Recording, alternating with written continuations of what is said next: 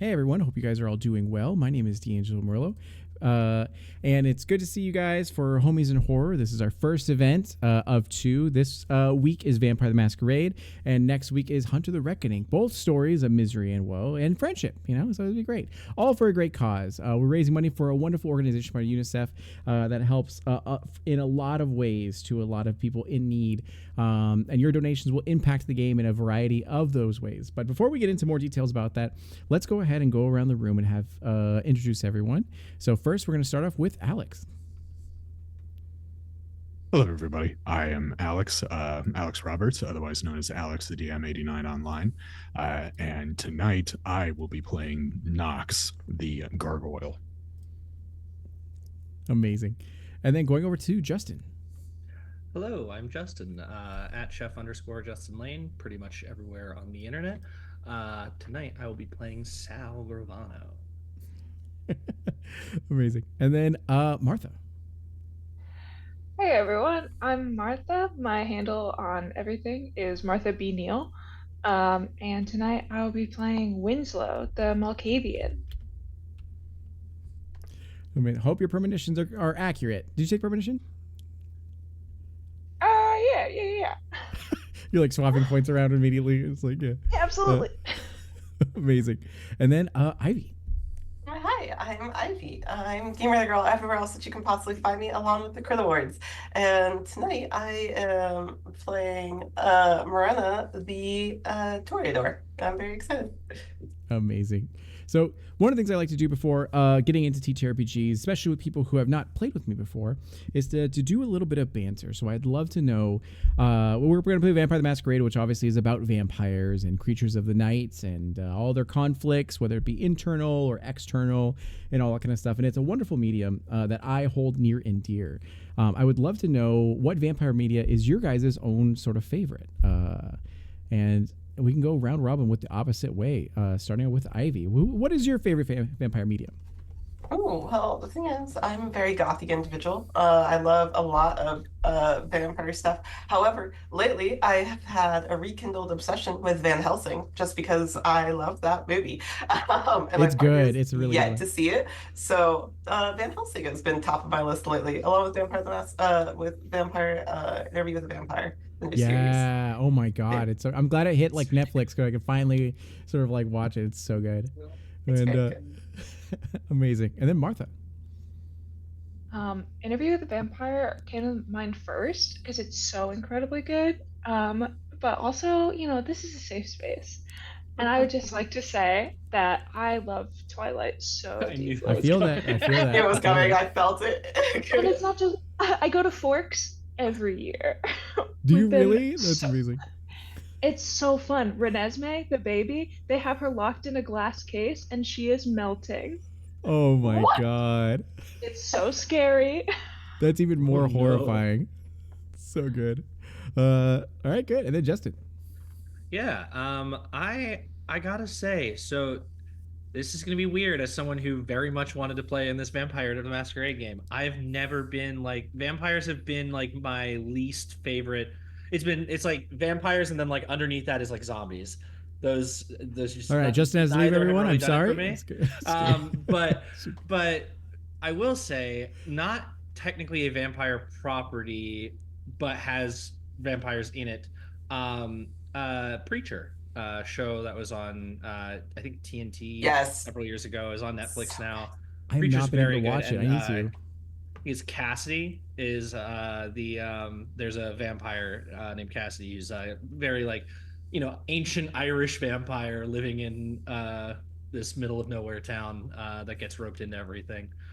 So he's very fun, and it's definitely my favorite of the medium. That's so good. And then Alex. So I started with the trashy vampire stuff. Of the first vampire medium I ever media I ever consumed was Underworld, which good stuff. It's not very good. Good call. It is not very good. But, it's so good. there was a lot of leather and guns and cool stuff, which was really what awesome. more do you need? Exactly. I'm not understanding the problem there. Yeah. That's like that's it. Yeah. Yeah, I was gonna say I basically described the VTM fandom now, but I would say my favorite now, after my partner has shown me a lot more movies, has to be the Interview with the Vampire movie. Is my favorite. Good. Yeah, it's good. Yeah. Mm-hmm. For me, I am a huge fan of all vampire. They're my favorite thing. Well, I guess werewolves would be a little bit better, but there's just so much more vampire media, out there. So I just absolutely love everything I can get my hands on. Buffy the Vampire Slayer, Vampire Diaries, Twilight. Twilight actually was an interesting one because it came out in high school for me, and then I kept teasing my sister, being like, Twilight's lame, it's so dumb. And then she was like, read the books, and then you can talk trash about it. I was like, fine, I will read the books. And then I got super into it with I think it was Alice can see visions and all that kind of stuff. And then everyone just has their own powers. And I was like, yo, this is awesome. And now same with Martha. So I work at an insurance company, and we help out people on the West Coast and everything. And one of them is Washington, and one of them is Forks, Washington. And then every time I'll be like, so did you guys get to see the filming of Twilight? And they're like, yes, we did. They were and it was just it was so good.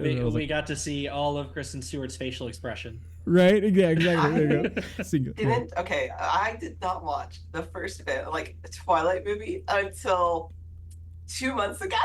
Really? Wow. Are you different now? I held it as a point of pride. I had never watched it. My partner was like, hey, we're going to watch it for a date night. I'm going to make you watch it. And then they paused it halfway through and went, this is not as good as I remember. We don't have to watch this anymore. I was like, you dragged me into this. We're finishing. No, we're going. Yeah. There's because the first Twilight film is really an indie film. You can tell they didn't know that it was going to be successful.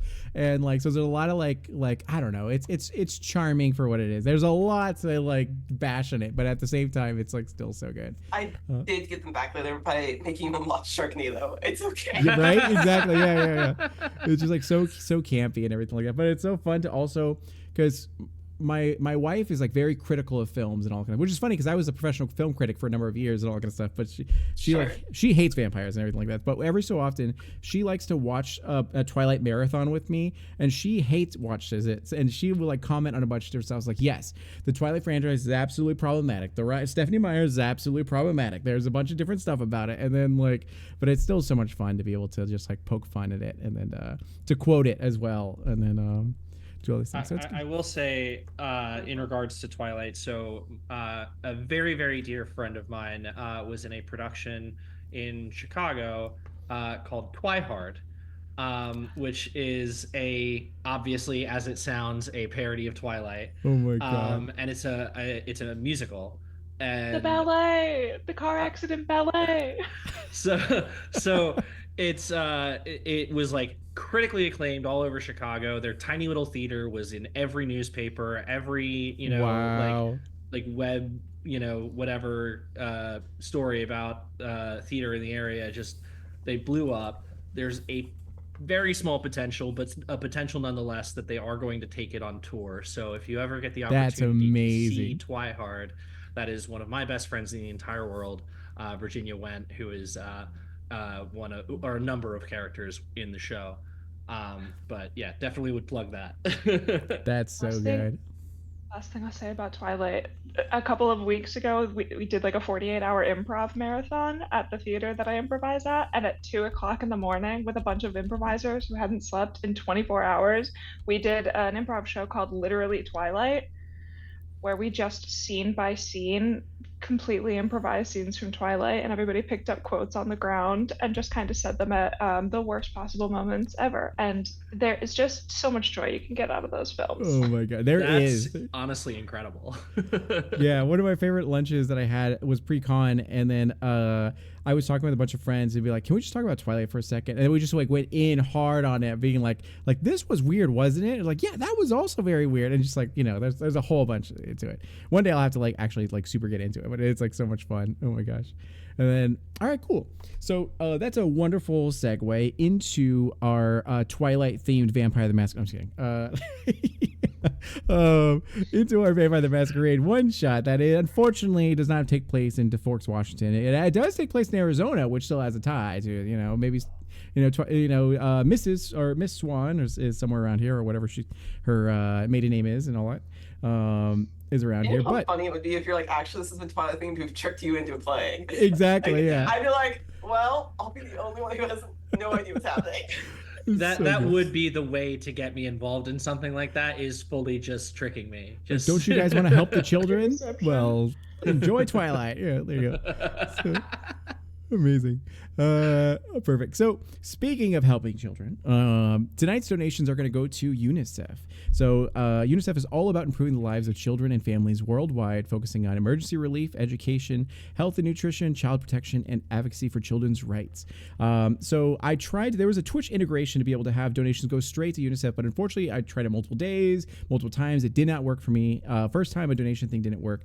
So what we're going to do is everything will go through Ko-Fi, and then I will be notified. You can see it on stream about how far we are towards that sort of goal. We're already 4% towards our goal of 500 over combined effort of this night and also next Sunday as well. There are a number of ways to engage with the story with your donations. They're listed down below if you're looking on browser, with the ways to be able to offer them rerolls to increase their successes. They're like, you can spike their hunger, give them a free bite to eat in whatever form that they prefer, whether it be a random deer appears, or it's a blood bag or a human. That's specifically, what do you enjoy? What does Sal enjoy? If they enjoy people, if you don't know what type of human that your Ventru enjoys, then we'll just do anyone with a credit score of 750 or above.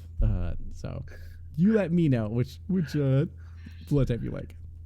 Yeah, so that was one of the things that I couldn't remember was the thing that we needed to have. Yeah.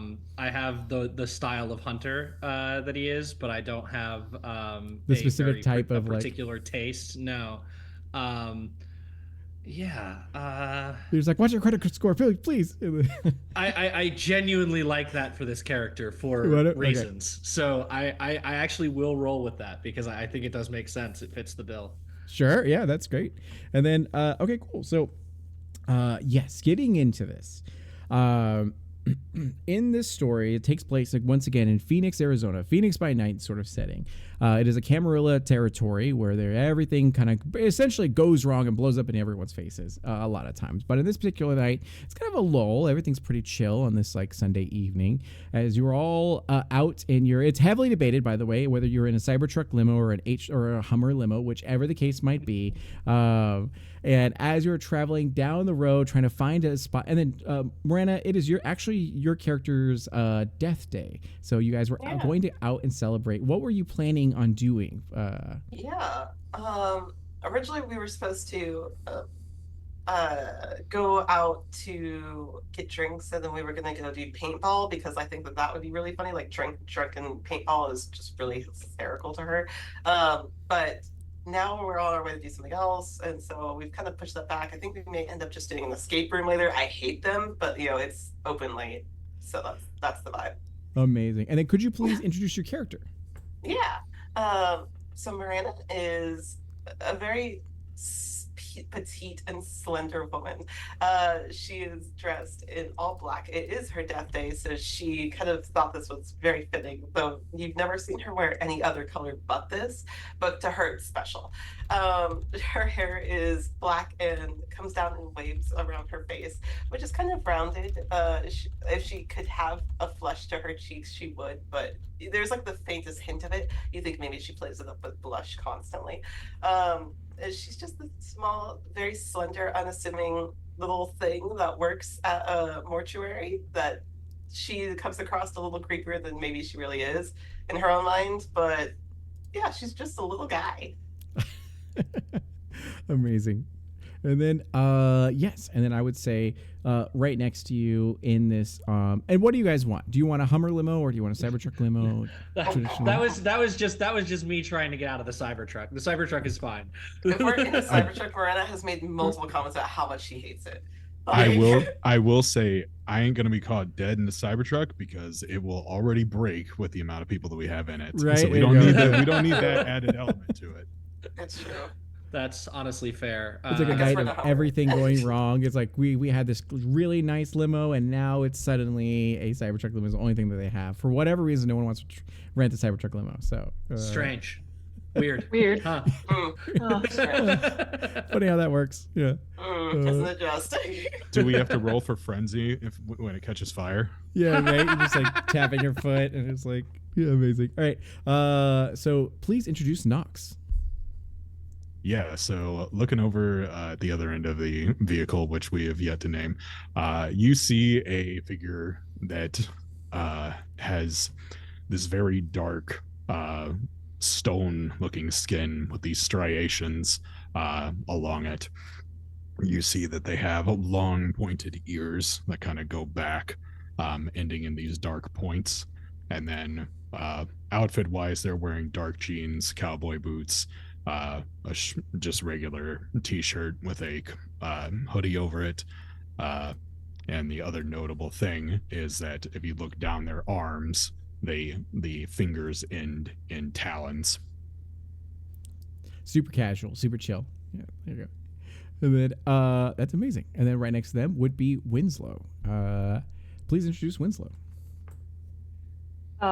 In this nondescript vehicle that no one can name, we just don't know. I imagine probably like hunched in this grumpy kind of way, Winslow with a little bit of like the fuzz shaved head, like a very, very close shaved head in like a patchwork army green jacket, wearing like very like dark makeup, just like this punk kid who works as a psychiatrist is just kind of like quietly like as small as they can make themselves in these like giant chunky boots too, just kind of like muttering to themselves under their breath, and just kind of keeping to themselves.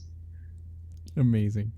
And then right next to you is a individual who is getting a phone call at this moment.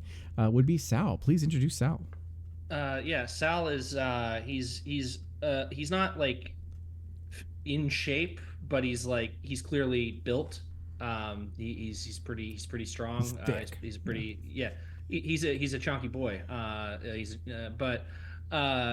So he's about like 6'3", 6'4", 260 or so pounds, mostly muscle, and it appears he kind of tends to have a little bit of difficulty, moving his shoulders and things like that because of this poorly fitted suit he's wearing. But it's like nice, but like not tailored. You know what I mean? And right now he's picking up a phone call, and he doesn't appear to be pleased with who's calling him on his day off. Amazing.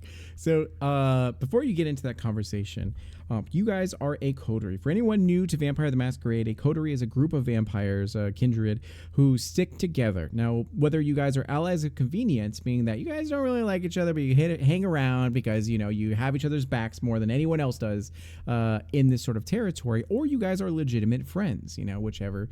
You enjoy each other's company and want to be with, one another. So what is the vibe for you guys in this coterie? Are you guys more allies of convenience, or do you feel like you guys are homies? I feel like we might have started it out as allies of convenience, and maybe people didn't have very high thoughts of us, but we kept doing the jobs that we were assigned. So it was just, high effectiveness on target. I feel like that we've just come to understand one another.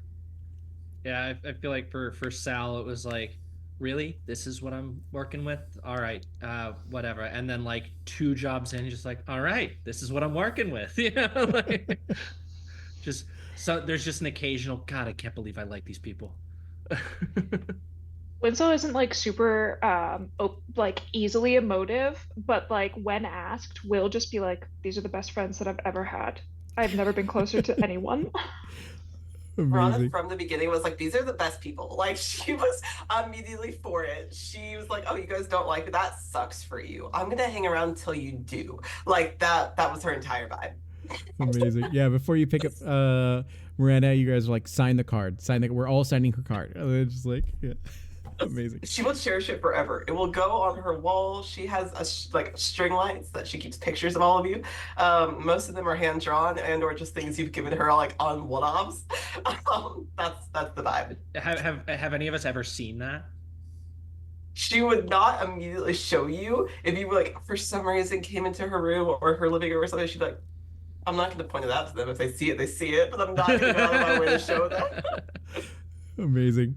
So yeah, so that's great. So you guys are friends, as a coterie and all that. So despite the world against you and things, whether it be other kindred or factions that work actively against vampires and the undead, you have each other's backs, and it's great. So in this night, traveling down the streets of downtown Phoenix, going to play, was it mini golf or is it or paintball? Paintball, Yeah. which I think is really funny that one of them is in a suit. I don't know why Sal's I know, still in a right? suit. Yeah. I did try to tell them, but like here we are. Yeah, Sal is just always ready for something like For business. for business. He's got to be ready to introduce himself to people. He's got like a little like overnight bag that's got like perhaps some more workable clothing in. Just like another suit. It's still like I was gonna say it's still suit. a button down. I think looking over, I'm definitely going to be like, you couldn't pick something that actually fits you. You had to have all that money and look like an asshole. Is that what it is?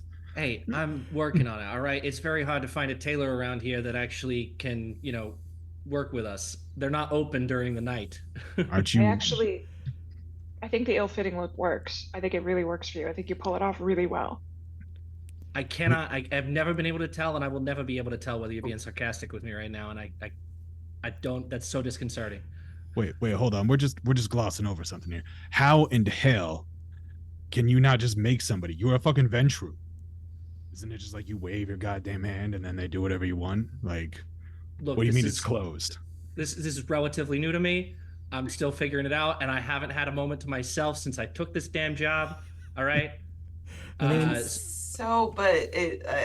normally sew people. I don't necessarily sew clothing. It might transfer. I could try. And you know then what? All the while, That's ring, interesting. ring, I'll give you a shot. Ring, ring, ring. God damn it. And then sure. Yeah, go for Sal. Yep. You go ahead and answer. You hear a very familiar voice. It's the voice of Sophia, the Venture Primogen within the Phoenix sort of territory. For anyone new to Vampire the Masquerade, a Primogen is the top dog of their clan in, representing, their clan in all affairs in the Camarilla. So you hear her voice. She is usually very pensive, all about business, all that kind of stuff. And she goes, Sal, listen, I'm sorry or whatever for calling you on your day off. I totally forgot that you guys even get those and anything like that. But listen, I just need you to handle a quick thing for me, and then you can get back to whatever you're sort of up to right now. Thank you for saying yes, by the way.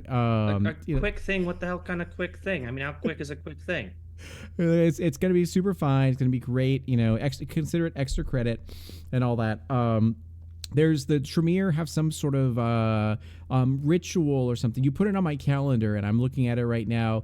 I can't make that, so I'm gonna just need you to go ahead and do it for me. Just show up, and you can hear the venture or the Primogen's voice over the phone, and all that stuff. You can all sort of hear it, and you all know the look that Sal's giving you, that like something has gone awry. This isn't the first time it's happened, because you've seen your friend rise up the ranks of the Ventru, and you've seen for better and worse, as they've gotten way more busy, but at the same time they're getting status, money, all that sort of stuff, which is great. And he promised that tonight was going to be completely clear for you guys, and you guys are going to be able to do your thing and hang out. And now it seems like Dad might have to work. I've hit the mute button, but I've hit it on speaker so that like everyone can hear, but none of us are saying anything. In this time, you're going. Yeah. They seriously want us to do a job for those witch fuckers. So in this time, the prime agent continues to talk on as they go like, so it's going to be at the San Carlos Hotel. Just show up, let them do their thing, tell them they did a great job. If there's anything of note, feel free to let me know, and then you can go on with the rest of your night. I just need someone to appear, and unfortunately I am just so tied up. And then you hear in the background like shots. You're like, I gotta go, I have a really important meeting. Thanks, Sal, you're the best, or whatever, bye. And then like hangs up immediately. And then, Fucking. Okay, but hear me out. Okay, look, it's fine because here's the thing. Okay, so what if we go to the hotel? What if there's a lot of beverages that we can just steal? Technically, it's my death day, so like we could pregame this and then we can go do paintball. Okay. Okay. I'm not entirely opposed to this. I'm just a little pissed off because I told you, I'm a man of my word. I told you I'd take tonight off.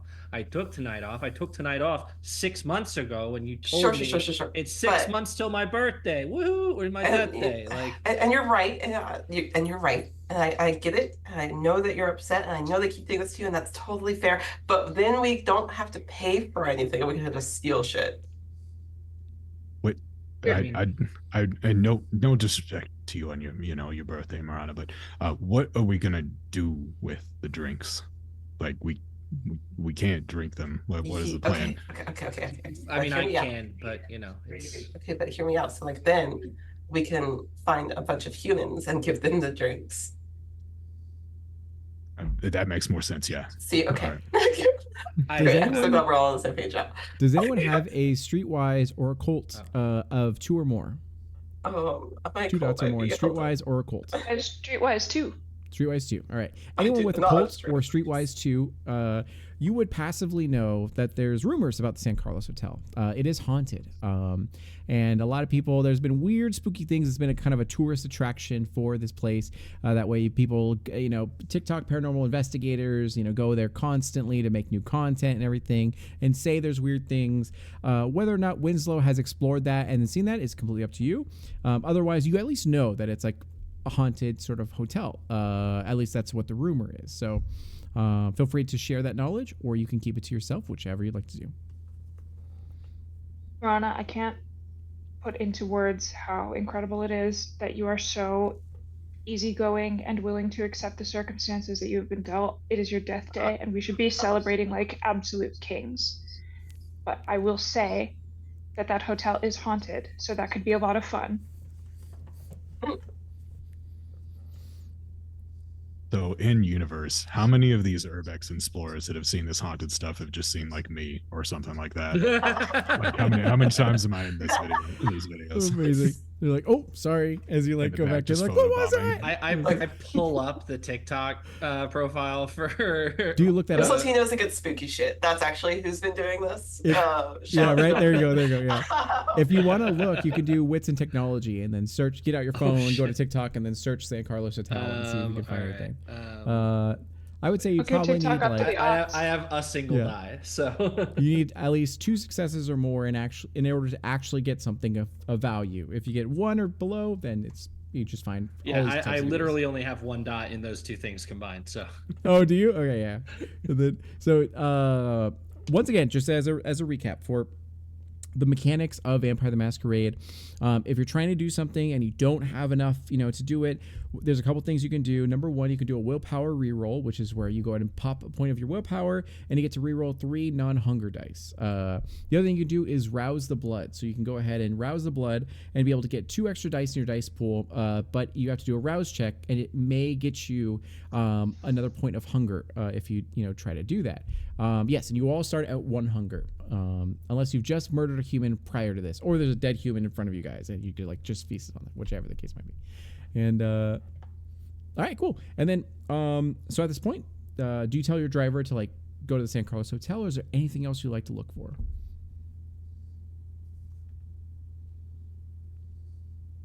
What day of the week is it? Sorry, go ahead. It is Sunday. Oh, okay. I was gonna say, can we swing by first Friday to get some drinks for the kids? With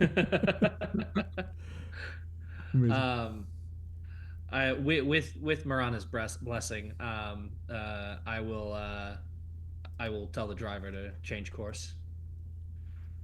Okay, they do so. They turn the Cybertruck limo Hummer around and then Hybrid, end up, yeah. yeah, heading over to the San Carlos Hotel. They drop you guys off as there's not enough parking in downtown Phoenix to be able to accommodate this vehicle this size.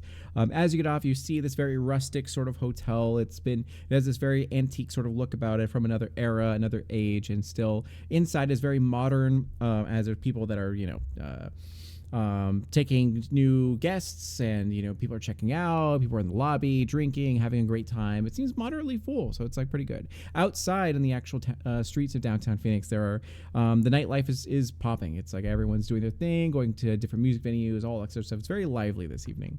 As you enter in, you end up seeing some familiar kindred that you've seen around the Camarilla offices, definitely from the Tremere side of things, one of which is very familiar by the name of Luna.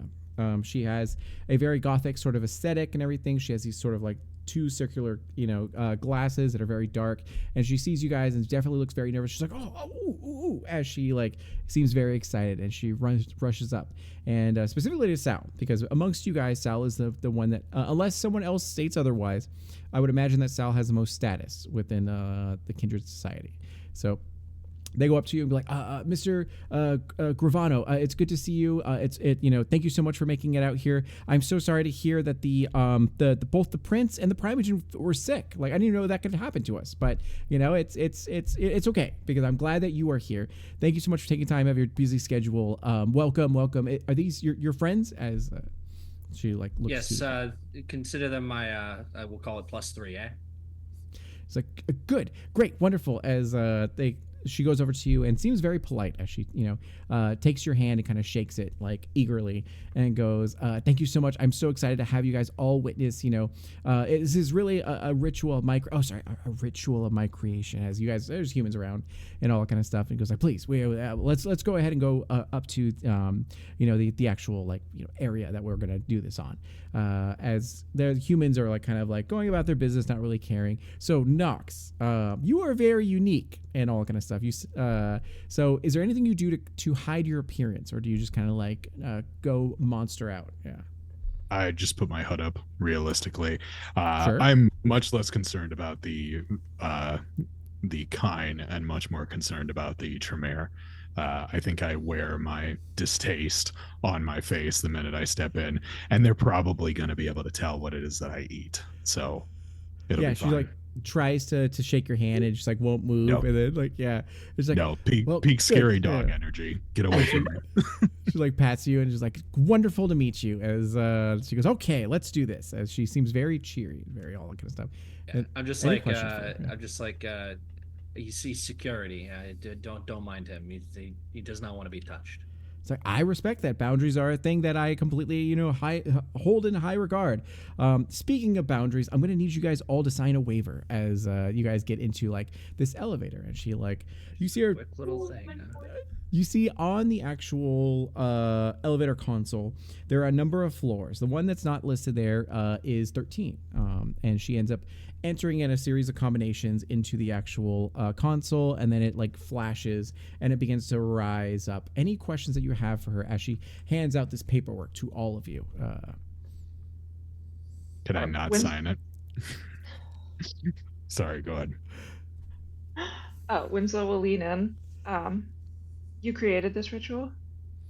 And she goes, yes, I ended up, finding a bunch of like some old school tomes from other Tremere from the past. And they have these different things. There was a Tremere back in the day that apparently was looking into how to actually delay the beckoning as this. And I'm sure that you all are aware that the beckoning is this thing that haunts every kindred, that when we get to a certain age, we start to get a calling to go off into the Middle East. And the older you get, the harder it is for you to resist, until finally you are just consumed with it and cannot do anything else but to disappear from society and head off to no one knows what happens when someone goes through that. But I think I found a way to delay it for at least like half a century. It could be more if I get enough funding or get enough support sort of for this, but I've had great success with some of my test subjects and everything, so it's good stuff. And does anyone have a passive investigation of 2 or higher?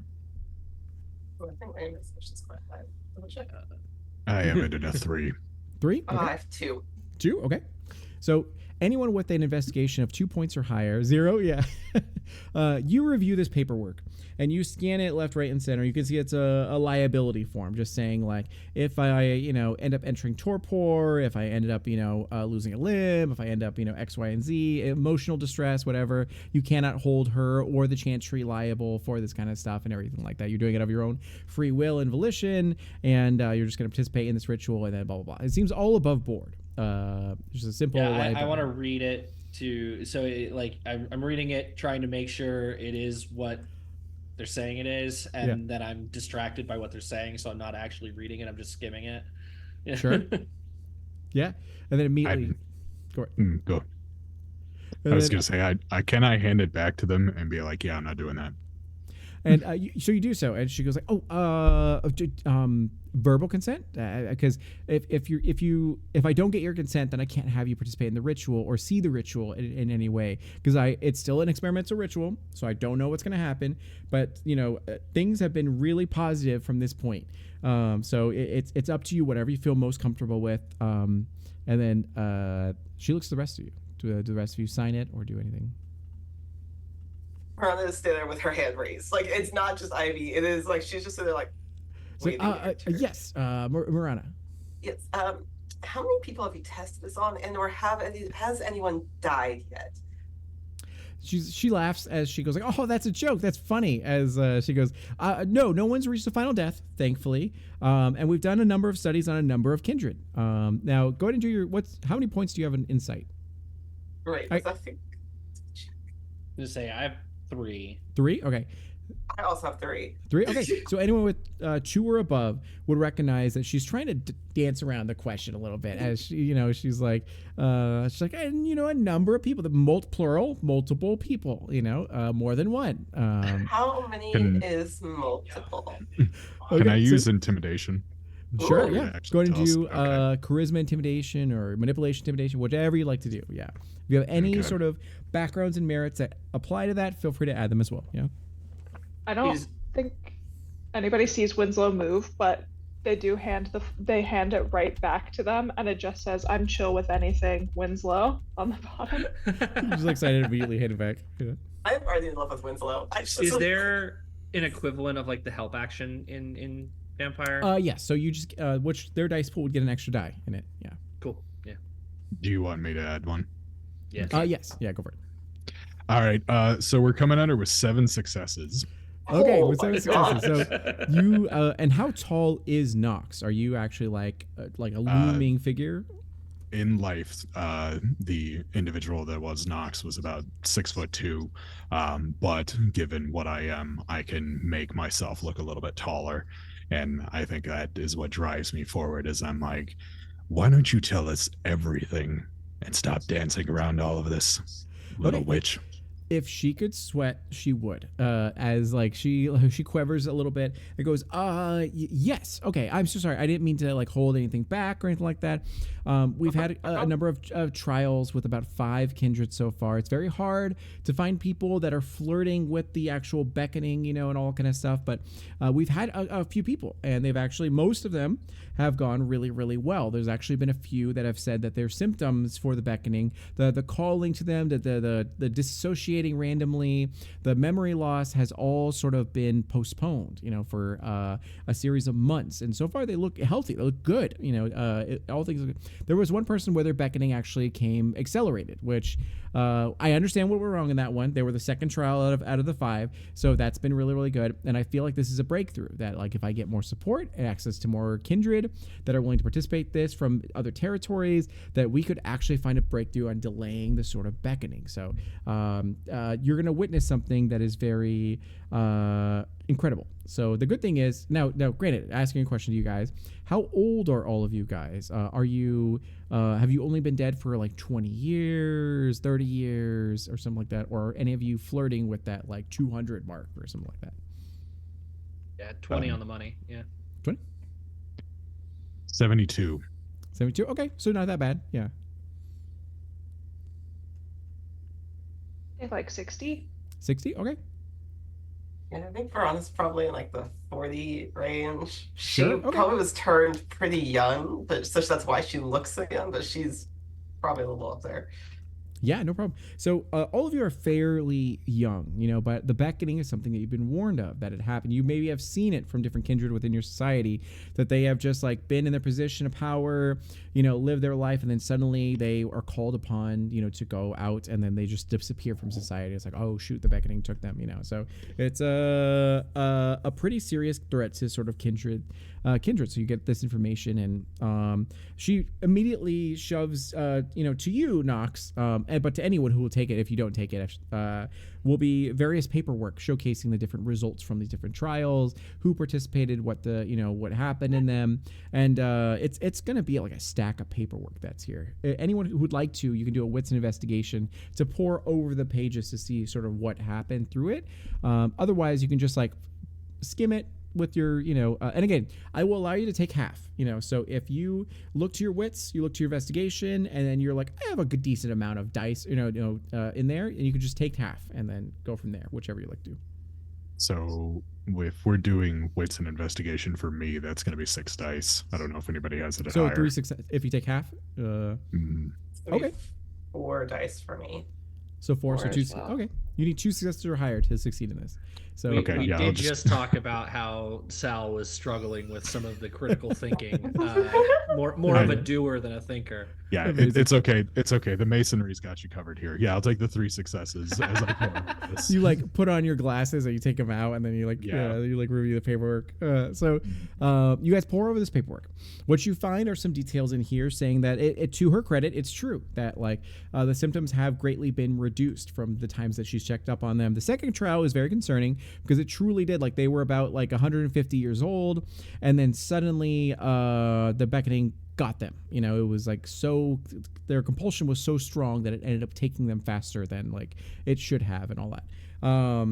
But the rest of the trials seem to have been progressively better, with like more delays and symptoms, and it seems like they were pretty recent, and it like truly she's been tapped out of resources around the area, and it seems to be a pretty sturdy, strong, location. It seems like all of them have also been done in the Chantry, which is not this location. It is like another sort of like location within the downtown Phoenix area, maybe some of the and then in like another area. It's like a mansion or a manor that is their Chantry, but it looks good, looks solid.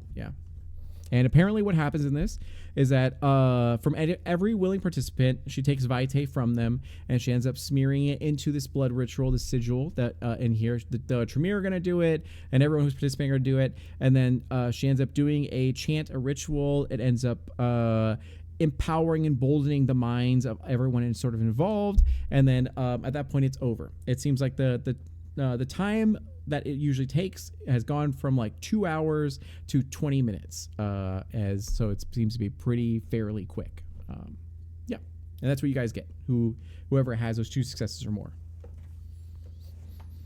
So we have to give them some of our blood. Yes. Yeah. Okay. I'm not going to answer immediately. I'll tell everybody else though. They're like, hey, by the way, and then Winslow, do you actually have premonition? Yes, I do.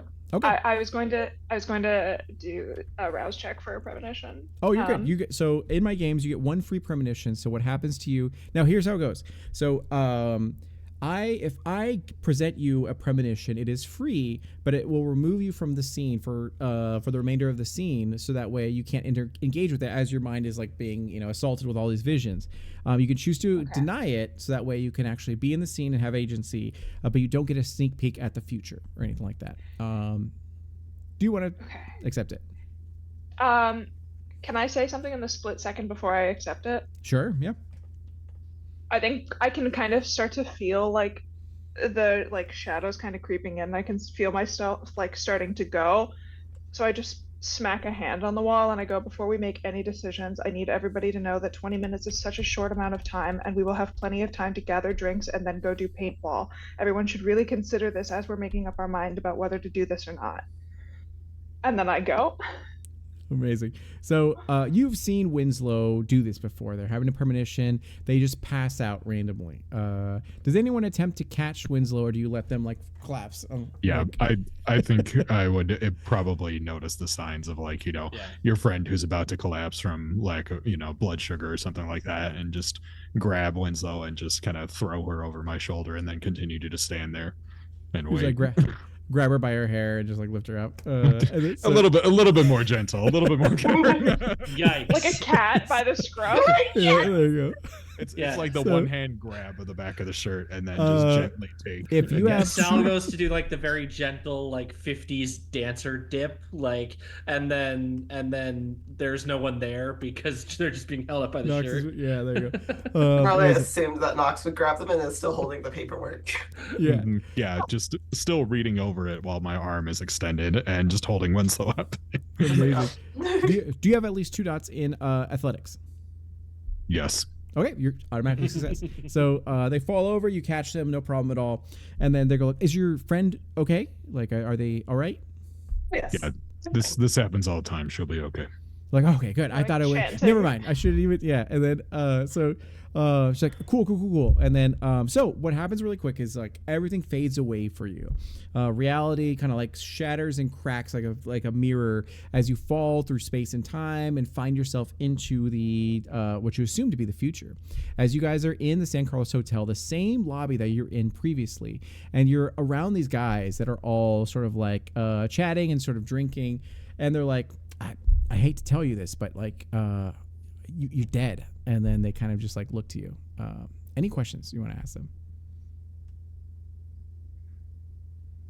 I know. They're like, oh, good. Usually this is very hard for people to accept. So I'm glad that you like. She knows she's dead, guys. And like, oh, hooray! As they all like. Wait. When you say I'm dead, do you mean like I'm actually dead, or like I'm dead because I know that I'm dead? But do you mean that I'm actually dead? Like, so she knows that she's dead, but she's confused horribly, and they're still like, hooray! As they still like raise their glasses and like cheer for you. And there's a look of like, they like. This conversation is very odd and weird. They seem to be at peace sort of like with this. And you look back to see your companions all with you, There's concern over their faces as they look to one another. And we're going to pause that really quick to go over to you guys in sort of like the present. As the elevator doors, the elevator dings, the double doors part, and you see that there is a group that is there ready for this ritual. They have their black candles, they have like, ambiance, they have Evanescence playing, and they're ready to sort of like do this. As they're like, all right, so the reason I had you sign the waivers and everything like that, as anyone who signed it, she's like, thank you. And then she goes, and I think I got your verbal consent. Good. And she like just looks to Knox and be like, all right, so what's going to happen is that I am going to take this dagger here. I'm going to give you a small little nick. I'm going to take a little bit of your vitae, just a drop. That's all I need for this. And I'm going to mix it in with this actual sort of sigil. Here are various photos and videos of this happening in the past. As she gives you like tablets, you can look through it. It seems all, similar to like everything that's happened before. It's all above board, and it's like 20 minutes, and that's it. It will embolden your mind. You're gonna feel a tingle in sort of your brain. It's gonna feel good, and then after that, you're done, and then you're gonna feel this fortitude mind. Now there are some side effects with it. Some things are that yeah, and they're kind of good. That people can't like warp your mind, like use any of those pesky charming or domination or any of those manipulation sort of techniques that other kindreds sort of use. You're going to be not going to say immune to it, but you're going to have a heavy resistance to it for like the rest of the night or so. So I'm hoping that you guys can see this ritual, how successful it is, and then after that, you can tell your boss, and then she can hopefully tell the prince, and then I can get more funding and for everything. As she, has her hands together, like, yeah, sound good. As she looks to you guys. All right. And I sign the little document finally and hand it off. And then I put my offhand out. Amazing. And then, all right, good. There's a little slice. And then Morena? I had already signed it in a very like cute little like signature with a little heart next to it. Like she's done it already. She was like, oh wait, shit. The heart for the dots for the eyes and all. Yeah. And then amazing. So she goes like, perfect. And then she just gives you like a little nick, nothing too bad at all. You immediately heal from it, as your kindred abilities do. And then she goes to Nox and then like looks to you, and your skin is like, stone, right? Yeah, I'll take care of this, and I am going to just scratch open part of my palm and let a couple drops in there, and I'll tell her when I'm doing that, like, if you try to bond me, you're gonna find that that's gonna be real fun. She's like, no, never ever. I would be put to the final death, especially if I did this to any of you guys. Absolutely not. I promise you. And then she goes, I know, because I would give it to you. She's like, I just need to just get, and she like takes up the limp arm of like Winslow, and then just like, oh yeah. And then, as she does that, you come back, Winslow. You're like brought back to this sort of scene. You got it easy because you're in between scenes, but you arrive back. Anything you'd like to tell the group as you hear the sounds of Luna being like, okay, I'm just going to take care of this really quick. You guys just gather within this circle here. All of these wonderful Tremere volunteers are here to make sure that this ritual goes off without a hitch. This ultra safe, nothing go wrong, and then she goes like, within reason, as she says under her breath. As she, I find it often that the people who have to say that to themselves the most are the people who don't believe it. So like... So taking a look around, I've found myself in a woo shop before, and I can definitely tell what's going on here. What scent is the incense that is permeating this room and has obviously been lit way too many times? I don't really know my incense too well, but it's a pretty common one. It's like, this is very, yeah. And then you look around to see these Tremere, and you find that a lot of them are passionate about this project. They seem to be like rehearsing. They seem to be like excited that like, oh my gosh, like the Primogen, that's not the Primogen. That must be I think that's a personal assistant. Like that's the guy. Like, are they the like assistant Primogen? Like, no, I think it's the assistant to the Primogen. And like, oh, gotcha. And then like, so they're all just like chatting about all this glorified kind of stuff. EA. Exactly. Yeah. And then, Winslow, you're brought back. So as you snap back, you see yourself being carried by Nox. You look around, and you feel a slight twinge on your finger as you see it's been cut, but it's already healing and all that kind of stuff. And you're already in the middle of this sort of like ritual circle. Anything you'd like to say to the group? I don't know that we should be concerned about this, but I found us in a room of people who insisted that we were dead and wouldn't elaborate on whether or not we were real dead or just kind of the suspended state of half-life that we're in, kind of dead. I feel like I did a good job of being polite and asking them to elaborate, but they did not answer me. And you know that Winslow's premonitions are like 40%, 60% accurate. Like, that's so Raven. Yeah. There you go. As like they can tell an accurate foretelling of the truth of the future, but sometimes they are off, a little bit in major or minor ways, whatever the case might be. So you've known to be like, okay, they get premonitions every so often. It happens. And any questions or anything you guys have to do? Any checks? I feel like Sal is kind of justify it in his head, like, oh, it's Marana's death day. Like, of course we're gonna have a themed around being dead. Yeah, I mean that's kind of the whole shtick, isn't it? It's gonna be a really weird song if we go to Chili's. Well, and then, perfect. So in this time, we have to go to Chili's. You all look to Marana. It's whatever. Yeah, whatever the birthday girl wants. She wants to eat from the people that have just a Toreador that wants to go to Chili's. Wow, that's amazing. If you want secondary blooming onion. Oh my god, that's Outback. Yeah, that actually sounds horrible. In all honesty. So, no, I just want people to steal drinks. Winslow, are there any other people around? Like when we step through the elevator, have we seen anything else yet? Yeah. So there would probably be about 12 other kindred here, all Tremere in here, and they're all like I'm not gonna say they're dressed in like cult-like fashion or whatever, but they all sure. But also maybe cult-like fashion. Great. I look to Winslow. Yeah. Winslow, do any of these people look like they were in your premonition? I'll look around. See it. How many dots of awareness do you have? Aha. 3. 3. Okay, good. So with 3, you definitely recognize no one here was in that lobby. In fact, there was something unique that you noticed. These individuals seemed like they were dressed pretty finely. I'm like, maybe not like Sal fine, but they have like this a good looking appearance about them. And they held themselves together a lot more than like normal people do. They must be rich, or there must be something like a business trip in town, or whatever the case may be. But they were all very well dressed. No, it was none of these people. They were all finely dressed, well-to-do. The you know the sort that we tend to not socialize with so much. It was disconcerting to find myself and us kind of surrounded by folks who looked like that, telling us we were dead. And as you guys, oh, Court. That's concerning.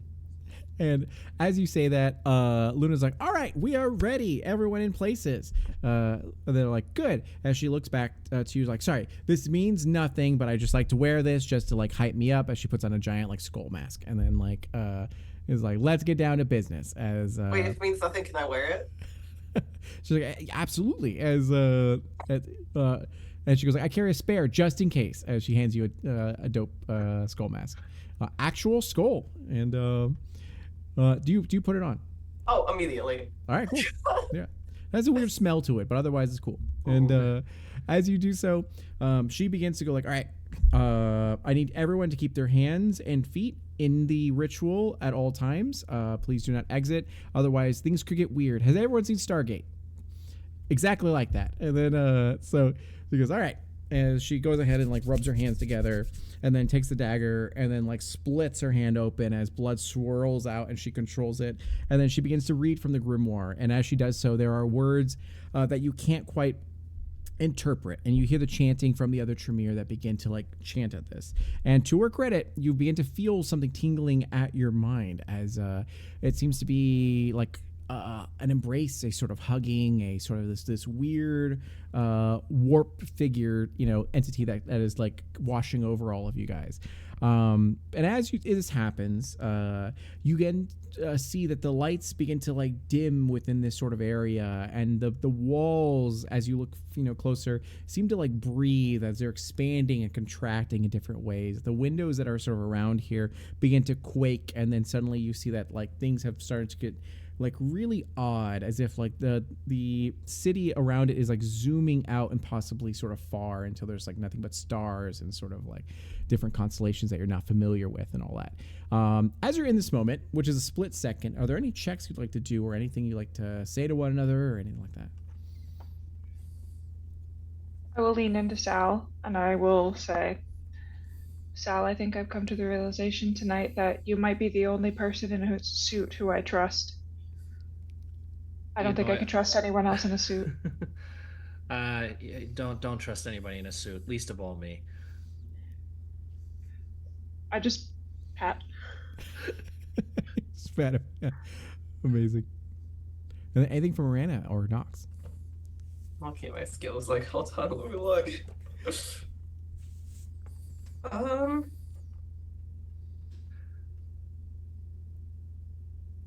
Do I feel like any sort of like pain in this moment?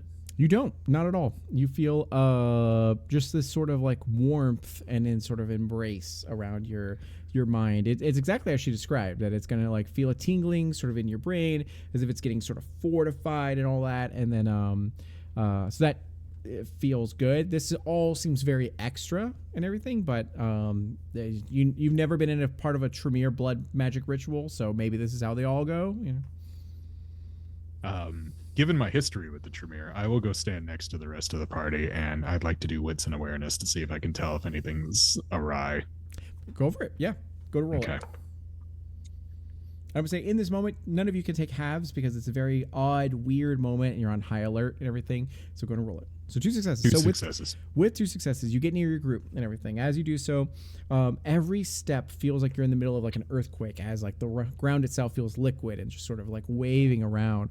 And as you do so, you look around, and then you start to see the faces of the helpers, the assistants, as they like are chanting and all that kind of stuff, begin to falter and sort of like quake as they look to each other with sort of concern that like something's gone wrong here, but they're unable to like communicate clearly. And you start seeing that certain people are starting to like actually take a knee and actually start to like, you know, fall and everything. And you notice this first as like the people behind you guys are like doing that, and then all of you start to notice that like this is starting to go off the rails a bit, and you begin to hear the chanting growing louder and echo within your sort of minds, as it's going like, you know, just her normal sort of cadence, and then suddenly it's 2 voices and 3 voices with different inflections and volumes and all that kind of stuff as it's like bouncing around sort of in your mind. And you look to Luna, who is ahead of this all kind of stuff, and you see her eyes have gone wide as she's like chanting, and you start to hear her start to say something new that isn't the same rich or like chanting that she's been doing. This is your awareness successes coming out, that she's saying something new, but it seems to be backwards. Like the words she's trying to say are not coming out correctly. If you'd like to, you can do a wits investigation or whatever the case might be. If you have any other abilities, you can communicate with this group so that they're all aware, but you all notice that things are going weird now. I'd like to do a wits and investigation. I'll probably just like grab everybody as much as I can, tell them like something's wrong. Sure. And Can I do an insight? I've got I was 3 gonna dots. 3 dots? Okay. I would like to do, if possible, like insight intelligence, in that you're just clinically analyzing what I'm seeing right now. Yeah, you can do I'm gonna say you can do intelligence and occult or awareness or whatever the case might be. Meaning an attribute and a skill to combine together to be able to do things. And again, don't forget your backgrounds and merits. If there's anything that applies there, you can absolutely add it in. And then Morena, you can absolutely do your wits and awareness or whatever the case might be. And then Winslow, so not intelligence and insight. Oh, I'm sorry, intelligence and insight. Yeah, that's an attribute. Yes, go for it. Okay. I got 5 successes on investigating wits. 5 successes. Okay. So investigation and wits. You recognize that she's speaking backwards, not by her own volition, but you hear her start to, as you hear the words repeat, she's like, disrupt the blood ritual, disrupt the smudge it, you know, scrape it, whatever you can do, just stop the ritual.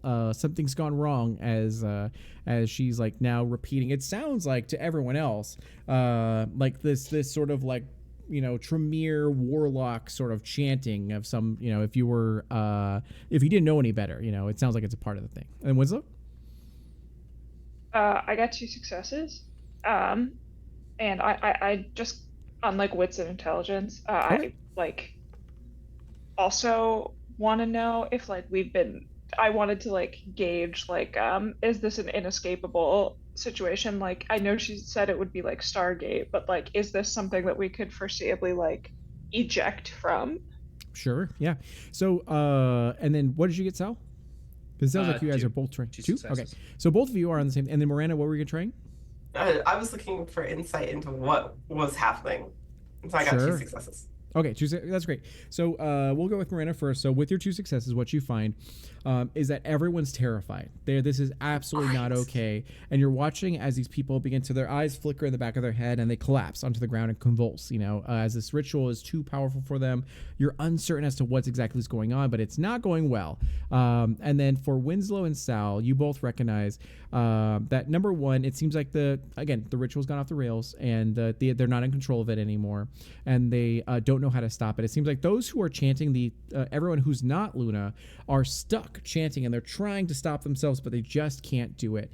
And then Nox, you got the information that like she's requesting someone like stop the ritual, smudge the blood sigil, scrape it, whatever the case might be. Yeah. Yeah. Can I use force? Sure. Yeah. You just like do you just like scrape it or punch the ground?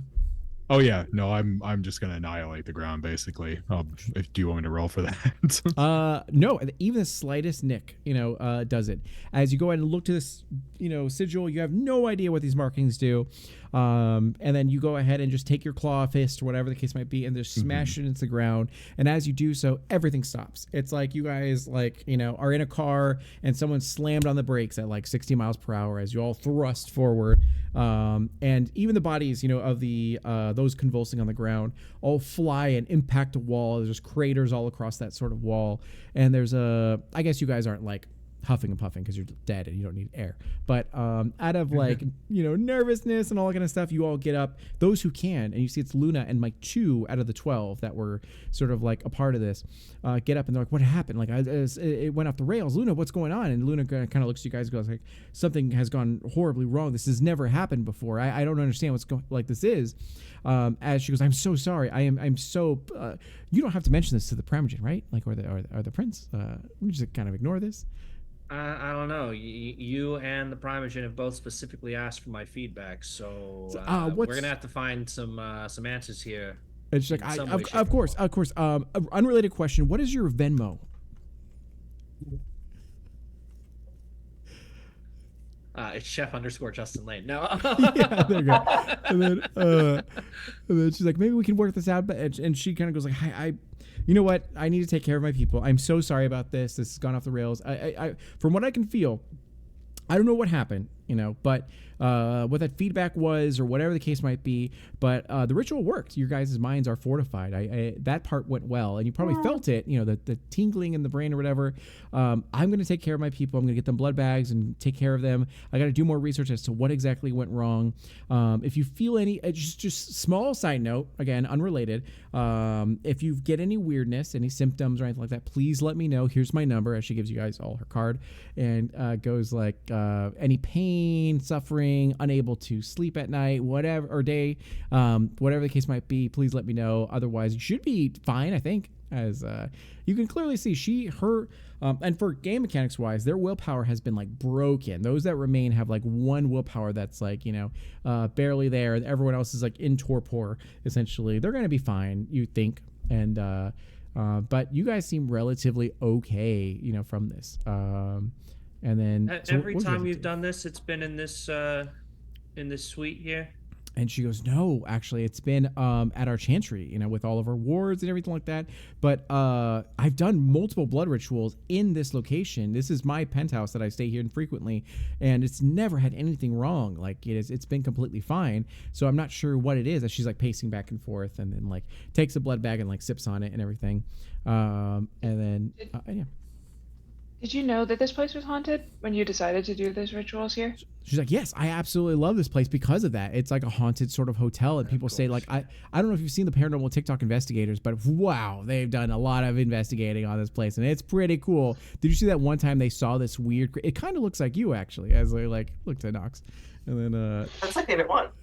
Exactly, it's so good, and there you go. So it should be, I'm sorry again, you enjoy your night. I know you had other plans and everything. You came last minute. I don't want to interrupt any of those plans. Just, let me know when, if you need anything. Thank you again. As she, looks exhausted. Her hair's all in tatters. Her skull mask is broken. She looks with regret to Morana having the nice one now, and then just kind of like goes like, hope you guys have a wonderful night, as she cleans all this up. Any last questions, or do you all head to the elevator? Once we're not being accosted, I turn to the rest of the group. I'm like, now, I don't want to be like that guy or anything like that, but the Primogen was supposed to be here. I'm not supposed to be here. You're not supposed to be here. The Primogen and possibly even the Prince were supposed to be here. So I think it was an attack. I mean, I don't want to be like Mr. Conspiracy Theorist over here, but like, it adds up. The math is mathin'. And are you saying this out loud, or are you saying this to your group of confidence? To the group internally. Right. Yeah. Stage whisper. She's like, they know too much. Winslow will put a hand on the wall and look to the group after a beat and go, have any of you ever seen American Horror Story, the hotel season? No, you kept trying to get me to watch that with you. We just never found the time. It's not very good, but I Oh, will say, do you think we're actually able to leave this hotel, or do you think that we're trapped here forever? I mean, there's one easy way to find out. You're very right. And I'm probably, well, like, is that a concern or can I just punch through one of the walls? Do you actually punch through one of the walls, just like I masquerade think, breach it, and then just like, yeah, I think I'm strong enough that I could do that. oh, you totally could. Yeah, for sure. Yeah. So, all right. Do you head over? So, in this place, there are a couple windows that face the street. There's the elevator that's here. There's a number of rooms that, like, obviously to sort of a bedroom, bathrooms, whatever the case might be. Where do you punch, or do you wait to get to, the lobby or whatever? Well, I don't. I would say my disdain for the Tremere is going to at least require me to break something in here Sure. of theirs. So, yeah, I'll see the door and I'll use the wall to the right of it or something like that. Yeah, you see, that's fine. You do so as you smash through it, no problem at all. And you see Luna be like, "Hey, never mind. We can pay for that." As she's like, "Sorry."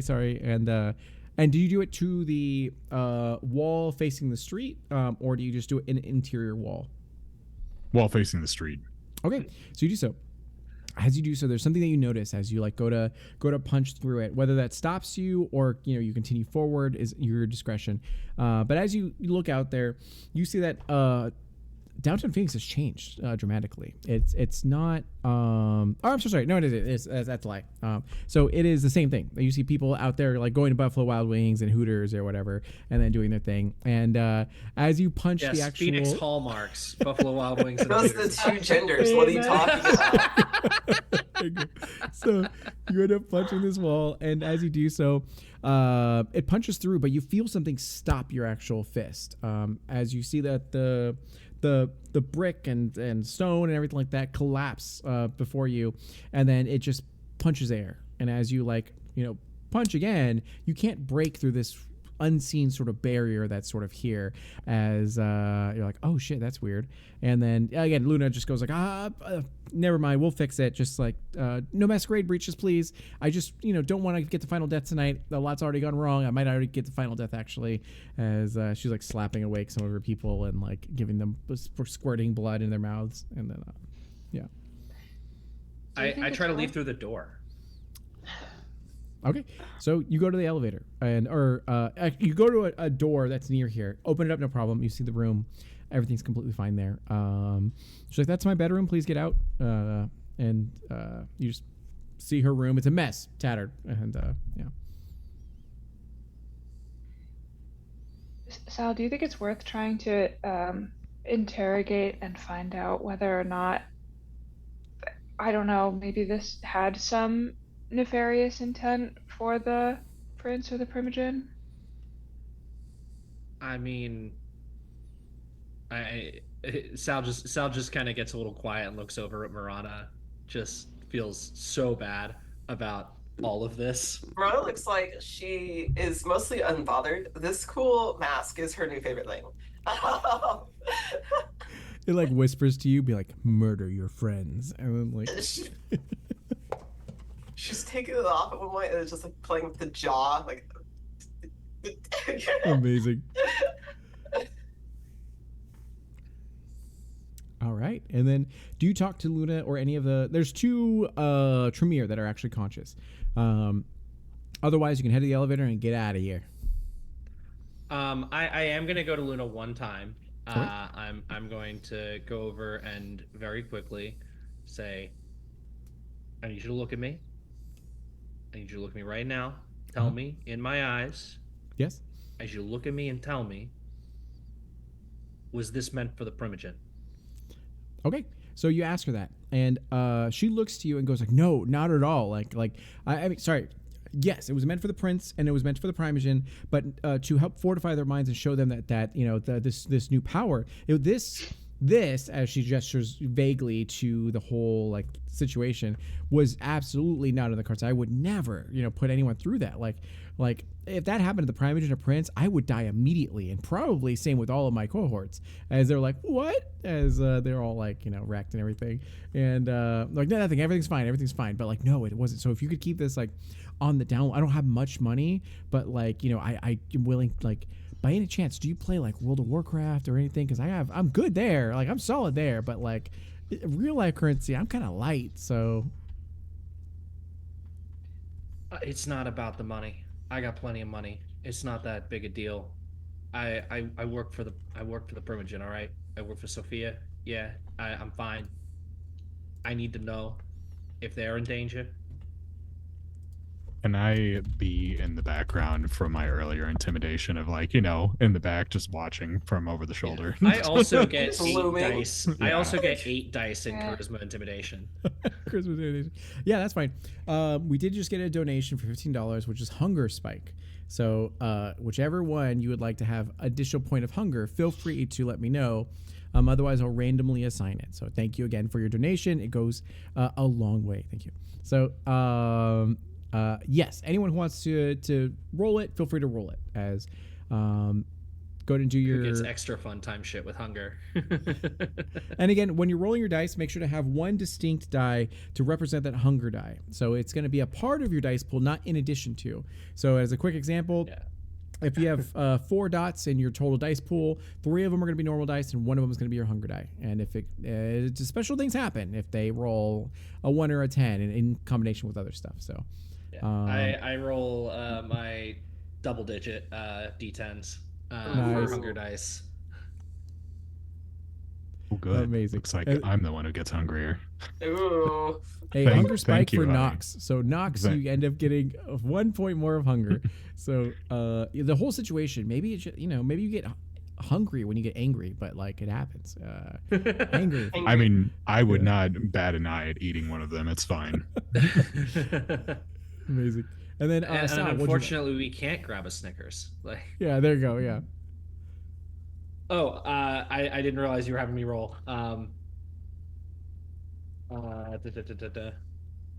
I'll help you as well. So, however many dice you. It's an extra 1, right? Yeah, an extra die in your dice pool. Yeah.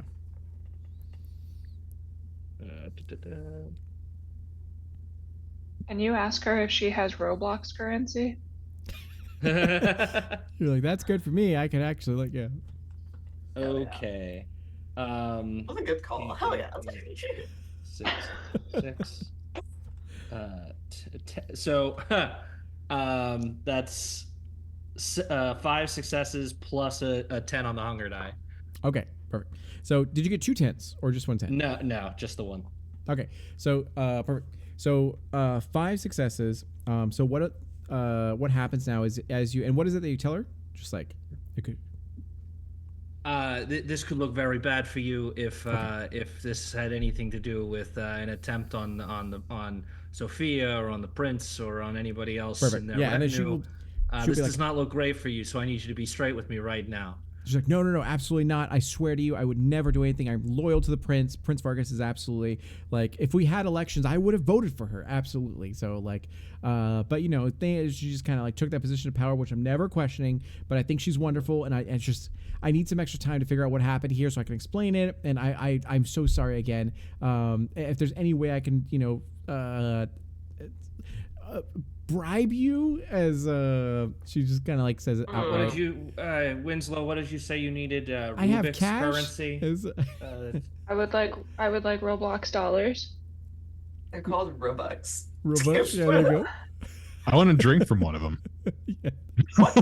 That's yeah. Is it- Y'all. I am a blood leech. I don't Yeah. eat humans. Okay, Yeah. so you say that, you're like, I'll drink from one of you guys, and she goes like, it's better than the final death. So just there's Cindy. We all kind of like don't like her, so just go Fucking ahead and Cindy. Yeah. I It's love always it. Cindy. Yeah. No, hold on. You say you don't like her. Who's your favorite? Oh, and they're like, oh. well, that would be Jessica. As she kind of like looks over to one of the ones that are conscious. She's like, what do you need? Blood Oh, bags? for Or- Jessica. yeah, she like has Yeah. blood bags in her hand. What? Yeah. What is this person's name again? Like, oh, Jessica, it's nice to meet you. Are you hurt? Can I help you in any way? Has Jessica seen a gargoyle before? Jessica. Because that's the thing, is if she has seen them, they might work for her. So Probably not. She looks to be not a Okay. fledgling, but probably like a little bit of a young vampire. Yeah, a kindred. yeah, I'm not even gonna do any pleasantries. I'm just gonna grab her. And then, Oh, poor Jessica. and then you feed upon her, right? Yeah, I'm not going to kill her because No I'm diablerie, right? Okay, good. Well, yeah, I already yeah. have that as a flaw, so we probably don't need to do it again. Okay, so you consume her, and then and Luna's just like, just roll with it. It's fine. We could get the final death. Just like it's the least we can do. And she's like, okay. And it's like, and then Oh, sure enough, your Jessica. hunger reduces to back to 1. So wait, I just settled beside Luna, like small, like I'm like 5'2". So like, wait, why don't we like Cindy? I need to know. And she's like, it's On like, the other Cindy- side, I would also like to know. yeah, there you go. Cindy is such a Wait. pick me girl. Everything is so dramatic Oh. with her. She Okay. she wants my seat of power, and like it's just a whole big thing. Okay. Yeah. Yeah, understandable. She wore white to her sister's wedding day. I mean, come on. No. It's like they just like All right, I was That is not evil. here for the whole like we're just gonna single this person out because they want to be known. I mean that's that's how you got here, isn't it? But wearing white to your sister's wedding, I mean that's just An that's atrocity. Are they Oh. bad talking Cindy as I'm just feeding from her? No, you're feeding from You're Jessica. feeding from Jessica's like the Jessica. intern. Jessica, excuse me. We're talking Yeah. shit about Cindy. Yeah, yeah, Cindy you- Legrand. that's Just her like- favorite. I specifically was like, no, you're giving us something that doesn't have any value to you. You're gonna give me something that has value to you. So I needed the tea about Cindy. Yeah. Amazing. So you now have like a specialty in Cindy knowledge, Cindy lore. Hell yeah. So, yeah. From where we're standing, Winslow, arms crossed, will be like, Cindy, why did you wear white to your sister's wedding? She's in torpor. Answer the question. Maybe she can see you, but she can't react. It's like she's passed out. It would be even worse if she could hear and see everything that's going on as they're just like talking shit about her, and then Maybe yeah, don't do shitty things. exactly. You know? Like, And then Don't perfect. be a So- shit, and you won't have to worry about being called a shit. I don't know. Like Play stupid games. wins There big you go. prizes. prizes, right? So in this time, Fucking A. Luna has promised you that she did not try to make an attempt on anyone's life. This was completely a mishap. She's willing to try to make it up to you in whatever way payment plans, if you will, whether it be in Robux or World of Warcraft currency or real currency, which would be the least effective. And then, you can't quite get more information than this. Nox, you punched the wall and found that there was an unseen barrier there. Maybe it's a ward set up by Luna. It's possible, to protect them from, assailants and all that. Otherwise, you find the elevator there and you can summon it whenever you'd like to. It seems like this elevator goes directly to the floor, but this floor is hidden because it's the 13th floor. Yeah. All right, Luna. One more question. You got any ideas? Any ideas what might have happened here? First instinct. Sure. No bad ideas. What comes to mind? She ends up getting a critical success. So, Hell yeah. yeah, so she ended up getting 4 successes. So with 4 successes, she goes, well, the only thing I can think of, because we had the same people perform the same ritual and the same method and all that kind of stuff, the only difference was the location. So I think it might have to do with the actual hotel and its connection to spirits or what have you. There's been some research in like blood magic about these sort of things, but I've done other rituals and they've never had an impact. If they did, it was so slight it was unseen, but it seems now it's had an impact of some. So I'm going to research this, I'm going to try to figure it out, and then I'll get back to you guys, let you know if there's anything weird, that way you can notify potentially your partners about this or whatever the case might be, if something truly has gone wrong. And anyways, happy Wanna- Death Day, and hope you have fun at your paintball stuff. As she Thanks. waves. I'm walking away. Like, did we tell her any of this? Like, what the hell? Alright, so she was like, what she was introducing herself. She was like, and it's also my death day. We have this thing planned. Like, And then you just hear. Does anyone have any awareness? Any 2 dots or more? Perfect. Okay. So anyone with 2 dots or more in awareness, you would hear like in the very background, like, I'm also like free after this if you guys have an extra like opening, as Aw. like Luna says, and then because then she just watched you guys walk away. And Winslow, you begin to feel that your mind begins to sort of prickle and sort of like you sway as you feel another premonition coming over you. Do you let it be or do you deny it?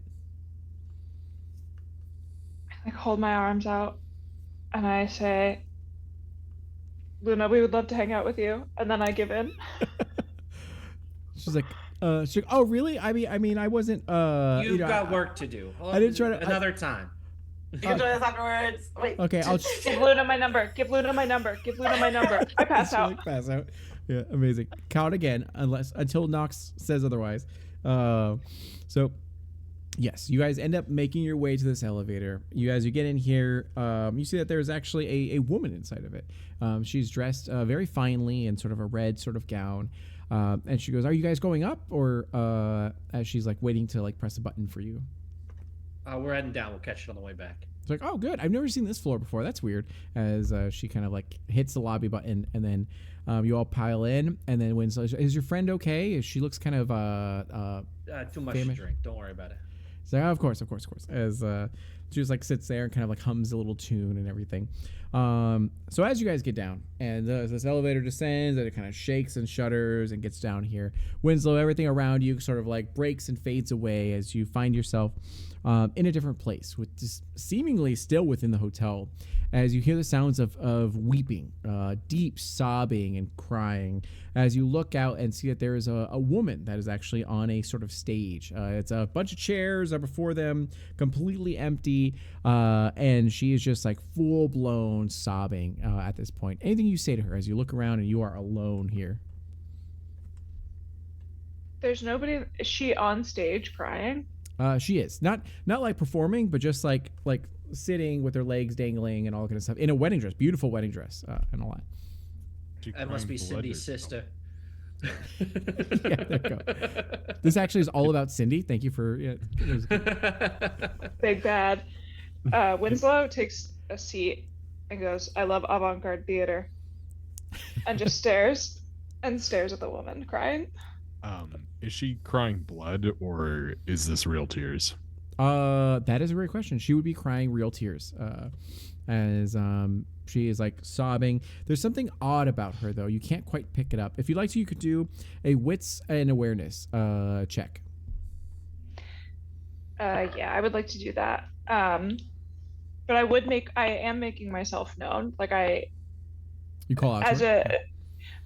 Winslow says, "I love avant-garde theater," assuming that it is kind of like, not sure if it's an actual like rehearsal or not, and then it's just like, "I missed the first part. Why are we crying?" Amazing. Yeah, go do your thing, or you can do charisma, persuasion, whatever you feel is more appropriate. If you're doing wits and awareness, take an extra one from me. Ooh. Oh wow, wait, that's.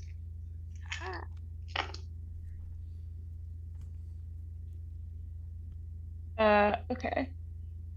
That is 4 successes. Okay, with 4 successes, and you're doing wits and awareness or charisma, persuasion. Which one? It was wits and awareness. Okay, so wits and awareness. You look to her, and you can find a bit of like translucence sort of to her, as if she's not quite human. As you look to her, also you find that there are great shadows that sort of dance on the wall. Her shadow looms over like it's much larger than she is appearing. And as you call out to her, she is like still in the middle of sort of sobbing and everything, and she stops for a moment and she seems startled that you're even here, and she goes, why am I crying? Well, I missed my wedding. Like my wedding was supposed to be today, and everyone came out, and I don't know what happened. I think they stood me up, like something happened, and like someone ruined my wedding. Did you ruin my wedding? As she like starts to like twist and turn, she's like, and as she gets up, you see the shadow grow larger, and everything around you sort of quakes and shudders. The chairs nearest to her begin to like rumble and sort of move around, and then we'll pause that scene as we get to everyone else as the doors ding, and again the woman in red goes like, "Well, I'm going up, so I'll see you guys. Hope you have a great weekend," or whatever. And then the doors open up. You find yourself in this lobby. And as you get to this lobby, you see it's moderately filled of people as they're just drinking and eating and like watching sports ball, and you see the nightlife that's happening outside, and yeah, across the way you do see your Cybertruck limo Hummer driver waiting for you guys to come out to be able to pick you guys up. And It's my favorite vehicle ever. This is my favorite car. It looks like a Cybertruck, but it's fully a gas guzzler. right, Yeah. 14 Yeah. miles to the gallon. Yeah. Oh my god. 14? Oh It's my god. improved. More like We got- 7. That's the We got Howard it. part of it. We got it specifically designed to look like a car from a PlayStation 1 game. Oh my Hell, god. that's exactly what it was. Yeah. From Um, GTA 1. There you go. Does everything in the lobby look like it's the same? Like, and by the same, I mean, does it look like people have moved, or does it look like almost like on a replay? Like, Yeah, it looks like everyone's moving around. They're talking. Okay, People be okay. like, people are showing each other like videos on TikTok and being like, "Look, this is the video I was talking about. Those TikTok paranormal investigators have like covered this place." And like, "Whoa, that's awesome!" As they're all sort of like chatting about all this, buying drinks for each other, and like, yeah, and doing all that. So everything looks pretty chill here. Totally Okay, normal. we gotta find those investigators. We gotta shut them down. Yeah, they They're- gotta figure something out. They're always a problem. In other sessions, they pop up in the worst timing ever. Like there's about to be a vampire brawl, and they show up like investigating an area, and then they gotta like, tell them to get out of here. And then, okay. In this time, Winslow, you're gonna still be out. The rest of you are here in this lobby. What would you like to do? The doors are right in front of you. I'm going to try and pull my hood up, especially if there's people talking about these videos that I might possibly be in. Yeah. I'm already going to draw enough attention by hoisting a young woman with my It's like- arm extended. It's like the same hoodie. It's like Old Navy, and you see it on the video. Being like, wait a second. And it's like, I can just physic push past them. It's fine, but Hell that'll yeah. draw too much attention. Yeah. it's fine. Excellent. Amazing. And then, yes. What would you guys like to do? I will try to open the door. Okay. You head over to the doors that are like sensor motioned and all that kind of stuff, and they part open and everything. There are other people around you, and they open for them. And then as you get closer, they do not open for you. And you eventually boy. find that someone is walking towards it. They're like, all right, sorry, I just need to get my coat. As they go to get their coat, and they rush over to the double doors, and they do open up. As you go to like take a step, you find this unseen barrier that is like there, and you can't like pass it at all. It's like, and then finally, Winslow, you're gonna wake up at this moment, and then you see these guys look over and be like, oh, hey, I'm so sorry about this, but I just gotta let you know that you guys are dead. As they're like, all drinking and sort of like chilling, and they look to you guys. And then I think this is the best point to actually take a 15-minute break. So we'll go ahead and take a break really quick, and we will be back with more Vampire the Masquerade. And this is Death Day celebration and all that kind of stuff. Yay! So it was great. See you guys soon.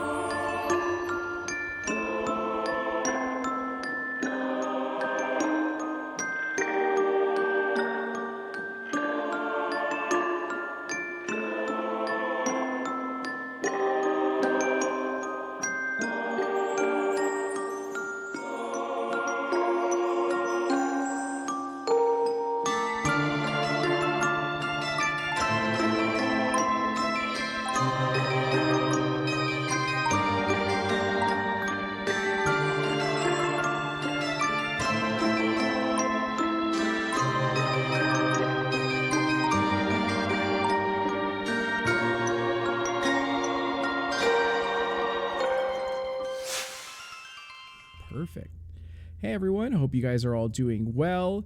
Welcome back for more Vampire the Masquerade goodness. Once again, we're raising money for a wonderful cause for UNICEF. If you'd like to donate, there are different incentives you can actually get for actually donating, so feel free to go ahead and do so. And yes, so getting back into this, the group here has come for a quick little blood ritual, super chill, situation, and then has found out that they are trapped in this hotel after the ritual went wrong. Everyone, they can still clearly look around and you can see that there are humans that are living their best lives. They're still in 2024, Phoenix, Arizona, but yet something has gone odd and off the rails in some regard. What would you guys like to do? And now, Winslow, you're back. You have returned back to consciousness. You can look around and see everyone. You see the same people in their suits that are telling you guys like, oh, I don't know how to break this to you, but you guys are dead. Are you? Do you need to sit down or? What can you just say to me? Miranda is pushing against this barrier still, but it's like a little montage of like her more and more strangely pushing against it, where at one point she's doing a handstand trying to push against it. Like that's all she's doing in the background. Amazing. Yeah, you do so as you push and people are walking through you. Like they don't even acknowledge you. They're just walking through you essentially, and it's a tingling feeling. And you end up getting through it, and they just like. Do the people who does someone telling us that we're dead? Do they look out of time? That's a great question. So, what is your awareness again? Awareness is just 1 or 2. 2? Oh yeah, they do. They have older suits on. They look like very vintage. They look very like well dressed and all kind of stuff as they're drinking their sort of drinks, their martinis and all that kind of stuff. As they all get up and some of them put them down and they go over to you and they kind of like dust themselves off and go, listen, I don't know how to break it to you, but you've died. You're dead. As they kind of like put a hand on your guys' shoulders and goes like, I'm sorry to tell you this. And they seem very genuine. For 20 years. What the fuck are you talking about? And he's like, Sal, these are the men in suits. These are the men in suits. And as you say that, they're like, they're confused, but they don't seem to be distraught as they're like, hey, as there's like 18 people that all raise their glasses. And they're like, my name's Monty, this is Steve, and this is Todd. It's wonderful to welcome you to the afterlife, So you've been dead for 20 years? That's a good one. That's great. Me personally, I've been dead for 30 years. So it's like, whoopee, as they all kind of like, cheer. And they're like, this is, I don't know how to break it to you, but apparently you've died in this hotel. And people who die here get stuck in this hotel, and they kind of wander aimlessly forever. There's a few rules here. Please join us for drinks as they guide you over to. And you see that they're like these couches are all occupied, but they just sit down anyways, and they just sit down through someone. As you see, the humans are like, oh, I just gotta chill, I just got something cold, and then So just one second. Would you mind just walking over here with me really quick, and I like try to bring them over to like a quieter space? The group or the just the one individual person who's like gotcha, the main Monty. person. Yeah. Monty, do you mind for just a second? Just wait. He's like, of course. What do you need? Absolutely. It can be jarring to die, and but once you get used to it, it's actually great. There's a lot of perks to it. No taxes, as he kind of like. Yeah. I would like to try to maintain eye contact, and as just all right. So I want you to, I'm gonna level with you here. When I say I've been dead for 20 years, I've also never had anybody walk through me. So this is a new experience for me, and so I'm gonna do something real quick that I know I can do in general. But I need you to maintain eye contact with me and make sure we're having the same conversation. And very quickly, I just need you to. What you're gonna do is you're gonna lean your neck just to the left, and then I need you to sure. approach me very very slowly, and then I'm gonna bite you. Like this? And I would like to use mesmerize, which I do need to do a rouse check for. Normally it takes people to get a few months to get warmed up to the ideas like this, but all right, if you're willing to go for it. What are these ghosts up to? I have questions. I might not fucking leave if I can, Hey yo. He extends his neck to you as requested. Okay. Do I get the sense that this guy's just very willing to do this, or do I get? Yeah, the he's got sense no that, fear like, whatsoever. Okay. That's disconcerting. He's far too into it. I And, really needed you to be less into this. The whole point is I'm controlling you to make you do that, but it seems like you already wanted to do this, so I'm getting mixed results here. He's like, Is what are that you gonna the do? reason I Kill me? can't leave? As he's like, Don't ah. yuck his yum, Sal. What are you doing? Just Knox Yeah, calls please, out no. across the room. You know what? Fine. You go to bite him. Yeah, so perfect. You do so. You bite into him. It's not satisfying by any means. It's not like it's nothing. boy. As you try to like drink from him, and you maybe like part from him and then take another bite in a different area. Nothing. And he goes, oh, going in twice. All right, I like your style. What's your name again? As yeah. Damn. Monty, what are you into? he was like, I mean, it's when you get stuck here. You guys will obviously experience it. When you get stuck here for a while, anything new, essentially. You're not my Thankfully, type. and as like you're like biting onto his neck, he's still talking normally. He's like, it's not all that bad. Like the TVs have display things. You can't change the channel, obviously. Well, some people have some abilities to like do some things, but essentially you just like kind of get all the gossip, the drama, all the spouses that are cheating on their spouses, and like the different breakups and meet cutes and all that kind of stuff. It's just great. There's also some cool afterlife stuff. Are you done? As he I turn around. Knox, when you bit into what's her name upstairs, Jessica, did that work for you? it did. yeah. I mean, we could try again. Sure. I And mean, I feel like we got to go back upstairs. Do we? Yeah, I do have one question, given Sure. that my haven is also haunted. How aware of like wraith culture or anything else am I? how many occult points do you have? 0. 0. Okay, so you have 1. I'd say for specifically for haunted locations. You don't know that spirits are real. You don't know exactly all the details of it, but you know that there is an afterlife, and sometimes spirits linger here. However, your place being haunted was like more of a presence, and something was watching you, or something was around in the deepest, darkest corners, whatever the case might be. Maybe they'd interact with stuff, maybe not.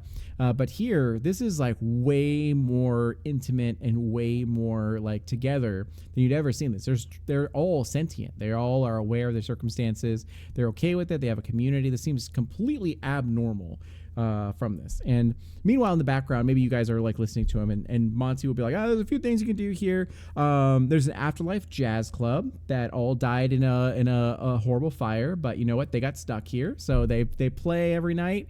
It's pretty great. Swing music is like the jam if you like that kind of stuff. There's a few rooms that with like other people that just kind of like have made a new home here for themselves. There's a couple things I want to warn you of though. In the ballroom, there's a lovely young woman named Isabella, and unfortunately she died on her wedding night. So she's very temperamental, very strong and terrifying. I've seen a lot of people go to her when they no longer can take this anymore, and she just does something to them and they're gone forever permanently. So just be very careful when you address Isabella. Poor girl, poor thing. The other thing is there's a woman in the elevator. She always wants to take you to the top floor. Don't say yes to it unless you never want to come back from that, because she will take you to we assume hell. We're not sure. She doesn't happen to wear red, does she? She does. That's her. You met her. Terrifying woman. We're not sure what she is. She's not one of us, so I'm not sure what she is. So also, last thing, there's a little boy here that is probably the devil. So just be careful. Don't stay away from him, and you'll do just great. And welcome to the afterlife. Who like, I mean, once you'll know him when you see him. If you hear giggling, that's coming soon. Is his name Damien by chance? He's like, it's not. It's Derek. It's Derek. Oh, would you, Derek? I always knew the devil would be named Derek. That is accurate. And you've always said that. You've always said that. Yeah, Sal, you've always said the devil is a child named Derek. And we thought you were joking. We thought you were wrong. We're so sorry. You know what? I'm so sorry. I'm so sorry I doubted you. Have I seen The Omen? If you guys want, yeah. I'm gonna be like, I don't think we should go in the elevator. Have you ever seen The Sweet Life of Zach and Cody? think one of my nieces watched that at some point. Sounds familiar. This feels very similar to the episode where they were trying to perform a seance and they were communicating with all the spirits that were trapped in the hotel. I love The Sweet Life of Zack and Cody. I feel like all the call outs you could make. What do you mean? What do you mean hotel? I thought they were on a cruise ship. That was after. That was The Sweet Life on deck. That's Lizard. Oh, okay. No, it's not as good. That was good. I'm already walking upstairs. I think. You're like, I'm taking the stairs. I was born in 1924. I'm moving. We're trying to explain the lore of Zack and Cody.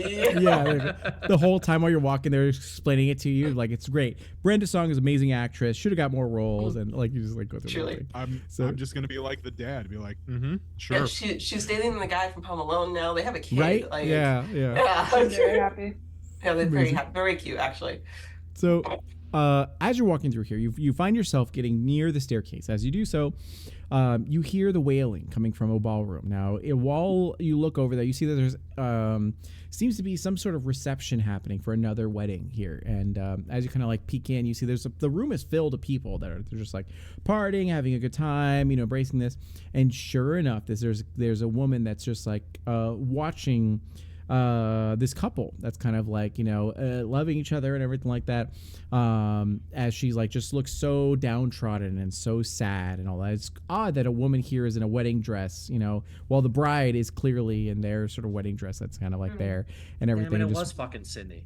Yeah, right. No. And then Stupid Cindy. I hate her. Is Cindy La Llorona? Is that what?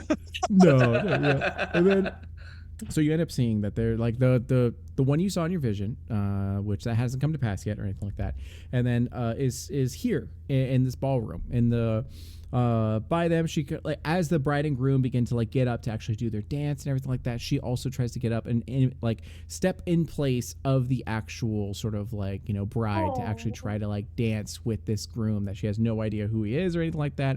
And you just feel a great the moment you get in here, it's kind of like if anyone's seen Steven Universe, that whole like sadness aura from Blue Diamond. You kind of feel that as like blood tears kind of seep a little bit out as she's passing. And then down the hall you hear the sound of the jazz band playing, or I guess sweet music sort of playing, as like sure enough Monty wasn't lying, there's all these sort of things happening. Now there's a bunch of different things you can engage with. What would you guys like to do? Could I really quick just take a second and kind of like divert my attention off to the side and see if I can confer with like the cobweb, the Malkavian cobweb, which is like, yeah, just to see if I can hear it, because I know that it's like it's present in like the background almost. So would I still be able to hear it? You do not. Yeah, it is Not at all? completely dead silent. The first time in your Malkavian Dead afterlife, silent? it is dead silent. It's just you, which is probably unnerving.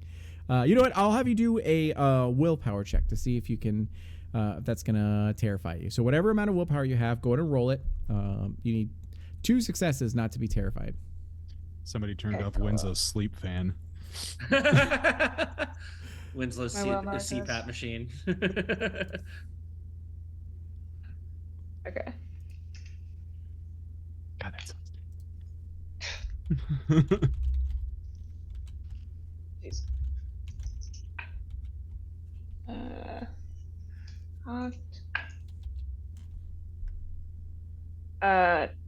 I don't have 2 successes. Okay, so it's a willpower roll, so you can't use you can't use your willpower to actually try to re-roll it. So in this time, you begin to like have a bit of a panic attack as you realize for the first time in all these years you are alone, because most people would have gone, it would have been maddening to be able to listen to the webway, but you actually got used to it. It's kind of like a static background noise, kind of like white noise, and now it's dead silent. As it's very odd. So how does Winslow react to this?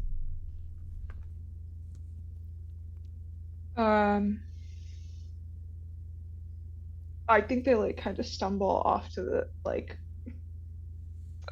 a little bit away from the group for a second, and they're just kind of like ticking and just kind of like trying to control like physically how they're responding to this because they're very like schooled and neutral about most things. And this is like very unnerving, so they just kind of are like, no, this is not,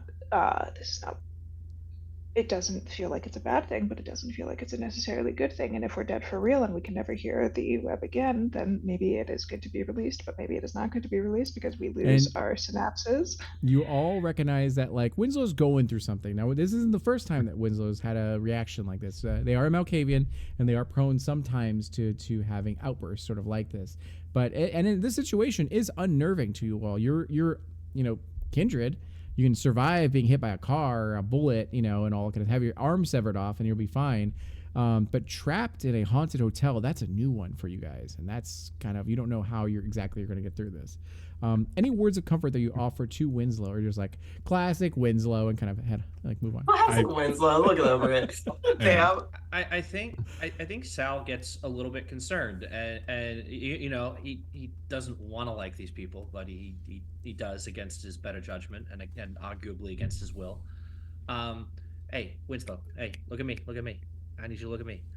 And I don't know how, I don't remember really how like it works trying to use powers and stuff on kindred, on other kindred, but sure. Like just essentially trying to use mesmerize and get Winslow into a conversation where, hey, look at me, we're gonna figure this out. Yeah, what you're gonna do is you're gonna actually roll against them. So you will do your probably manipulation and dominate ability. Dominate, yep. Yeah. Mm-hmm. And then it'll be your composure and resolve, Winslow. Okay. And you're gonna have a -2 dice penalty because you're currently terrified. Yeah. Cool. I got it. What in resolve? Sorry. Composure and resolve. Composure and resolve. Okay. Or intelligence resolve. I'm sorry about that. That's better. 4 that. successes. And -2 dice penalty. So 4 versus 4 versus 4. 4 versus 4. Okay. So you're the initiator, so it will go to you, Sal. So you look into their eyes and you say, like, stay with me, come with me, and you hear as you're panicking and you're freaking out, you hear Sal's voice echo within your mind, and it becomes to the point where you can do nothing else but focus on Sal, and it is calming as this occurs, and they've brought you out of this sort of panic in a certain way. And you guys are, I think, in the stairwell, correct? Yes. Yeah, as you guys are choosing, Because like, Nox was walking away from us after we were giving the sweet left attack and Cody lore. Yeah. We were like, oh, you're Nox now. and I imagine that, like, so just to make it easy on me, what happens is that you pass the ballroom, you pass the jazz club, and then you end up passing the elevator as the elevators part as you guys walk by, as a woman in a red gown is there and being like, are you guys going up? And she asks again at the same time. She's like, all right, well, see you soon, as she waves you off with a pleasant sort of goodbye. As you head over to the staircase. Does anyone remember there was like a weird combination of buttons? What's her name pressed? Does anyone remember that? We could go ask her. I feel like that's what we need to go do, is maybe the people who sent us here need to be aware that they did such. Well, we gotta get to her first, and she's on a floor we can't get to. Well, we could take the stairs. I assume that's why Nox walked to the stairwell, yeah. Mm-hmm. Yeah, plus I could just go through the floor if we absolutely had to. You're like, huh? Yeah. You're like, and there goes my story. Thank you. It's so great, guys. Yeah, exactly. Yeah. So, Quick plot armor.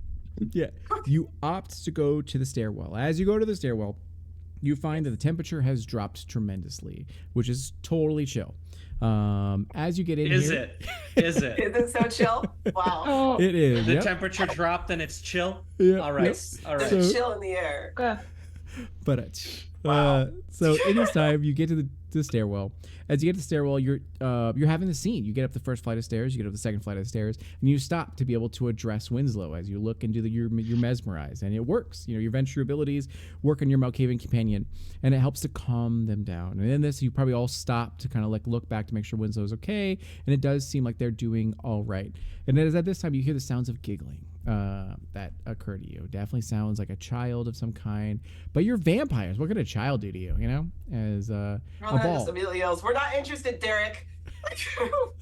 And then they go like, you know my name, that's amazing, as a voice calls from like above, and then below you ends up like you seeing this small little child. Seems to be about maybe like 9 years old or so, very like scrawny and like, you know, dressed in clothing that seems to be of like the 90s or so, and Jinko jeans. And then you Oh end my up seeing god, the Jinko A jeans. child in Jinko jeans. Okay, Oh, so God. he's A not chain so he's wallet. not Gen. Yeah. He's not Gen Alpha Ghost where he's So gonna he open is mouth the devil, cough on though. us. He is the Yeah. devil, like that. Cool. The devil wears Jinko jeans, yes. And then The so, in this time, he looks to you guys and he smiles pleasantly, and it sends a chill down your spines. You've been warned that there is a child that is not a ghost, apparently, and they think it's a devil. And he looks to you guys, and you now can see it as he blinks, and it looks like he has like, you know, brown eyes, you know, lightly brown eyes, and then he blinks and it's like black orbs or whatever, and he goes, like, oh my, like, I have seen a number of people die within this hotel by one way or another, but I've never seen already undead beings, you know, get trapped in here. I would love to know your guys' story. Would you guys like to play with me? As like, a ball ends up coming. Now he's below you guys. He's on the first floor staircase. You're on the second floor staircase, and then the ball drops from the top stairs, you know, heading down to you, and it lands right at your feet, Nox. It's such a small little thing. I probably would say something along the lines of, "Listen, we'll play Pogs later. We have something we need to go do." And then amazing. And then he's like, he goes, well, I know you guys are busy, as he runs right up to you. The temperature drops immensely as he gets closer and closer. Maybe it'll get warmer, I'm not sure. And then as he gets closer to you, and he goes, well, listen, like, I know you're busy, and I know you got a lot of things to do. It's all a whole new world to you. But I find you fascinating, and I think we could help each other out. You know, I'm sure that you guys don't want to be in this situation. You're unique. You are in a unique position here. If I am understanding you guys correctly, you know, creatures of necromancy, creatures of undeath, you know, blood drinkers and all that. Not much blood you're going to find around here. I tell you that much. How long will it take for you to freak out and become just like monsters, essentially, without blood? Like, curious, as he kind of like skips, you know, sort of before you. Any questions you'd like to ask to him, or do you let him continue talking? There are guests in this hotel. There should be plenty of sources of blood if people keep coming in. Unless they aren't real guests, unless everybody in this hotel is actually a ghost. But it He's looks like they're real people. Yeah. And he goes, you're right. They are real people. You can see them, but you can't interact with them. As he goes, you go straight through them, as he kind of like takes both of his hands, and then it goes through each other. And he goes like, you can't do anything at all to touch them in any way, shape, or form. I'll give you a little secret here. All right. I myself am not as I appear to be. Shocker, I know. I am many things, you know, as he like, my true name is, and he says something just completely infernal. Your ears can't handle it, as you weren't meant to hear it. And he goes, but, you know, commonly people refer to me as like a demon, essentially. And I was, you know, here to feast upon different creatures and people. I've been summoned here from, you know, a poor mortal soul, and I myself, embarrassingly, have been trapped here for a time, and I would like to get out. I'm able to feast on dreams and all that kind of stuff, but it's just not the same, you know? It's like eating a salad for every meal. It's like very, like, I can do it, but I don't want to do it, you know? So I want to get out. And that makes me want to be able to lend you a hand in helping you out, because I can't quite do anything to get out of the situation without some assistance. So what do you say, as you guys are walking? So you're asking us to make a deal with the Derek, right? That is right. Cool. Exactly. It's like, look, I am the most benevolent being you're going to meet here, as he puts on the charm and like... Okay. No. I want some insight there. Just, his eyes get anime size big, and then yeah, go for it. What's an insight? Okay. That is 3 of 4 successes. Okay, with 3 successes, you look upon him. This definitely is a deceiver, a trickster in disguise. You are a Ventru, so it's not, you know, dealing with other Ventru is not so far off from dealing with the devil. And you recognize that they are being genuine that they're willing to help you out, but they definitely have an ask in this as well. You don't expect charity from this demon of all things, of this Derek. Yeah. What's the catch? Yeah. Also, Derek, how easy is it going to be to do what you do if we all turn into whites?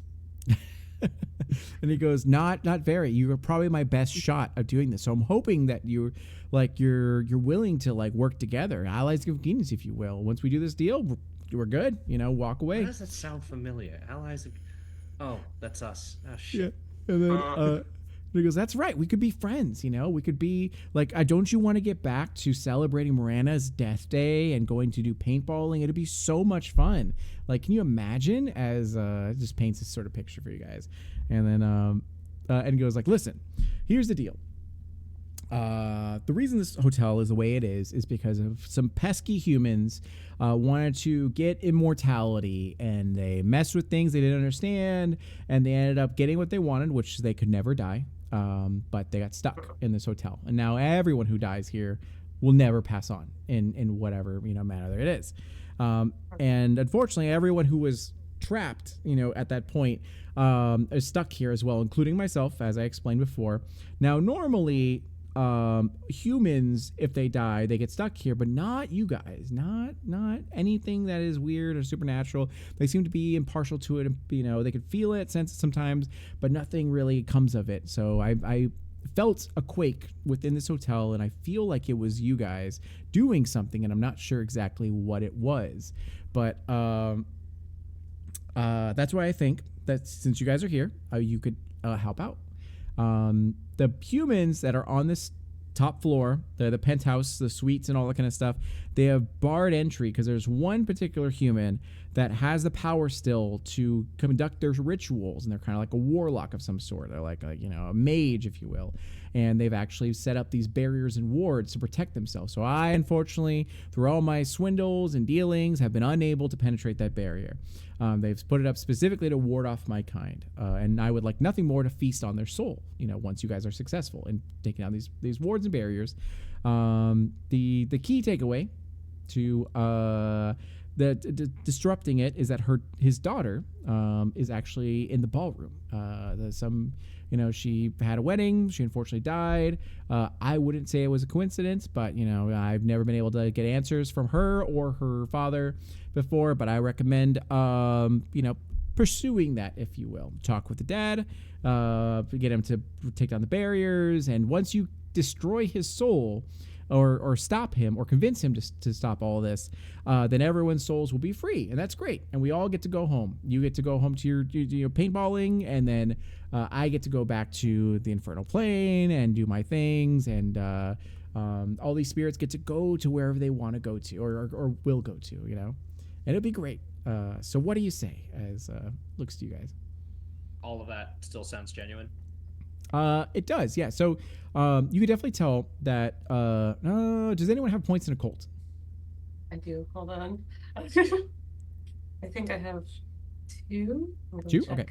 So you know that a soul is very precious. It's a two. Very important thing. There's a lot of theories on it, even for the undead and all that kind of stuff, as to what it is. You guys being vampires, do you have a soul? Do you not have a soul? It's very highly contested, and all that. But you know that it's extremely precious, and everyone's soul is essentially spirit is trapped here within this hotel, and they cannot find peace or move on until, and if it gets bad enough, like if enough people die here in this hotel, it could cause a weird situation for the spirit realm, the realm of the living, all that sort of stuff.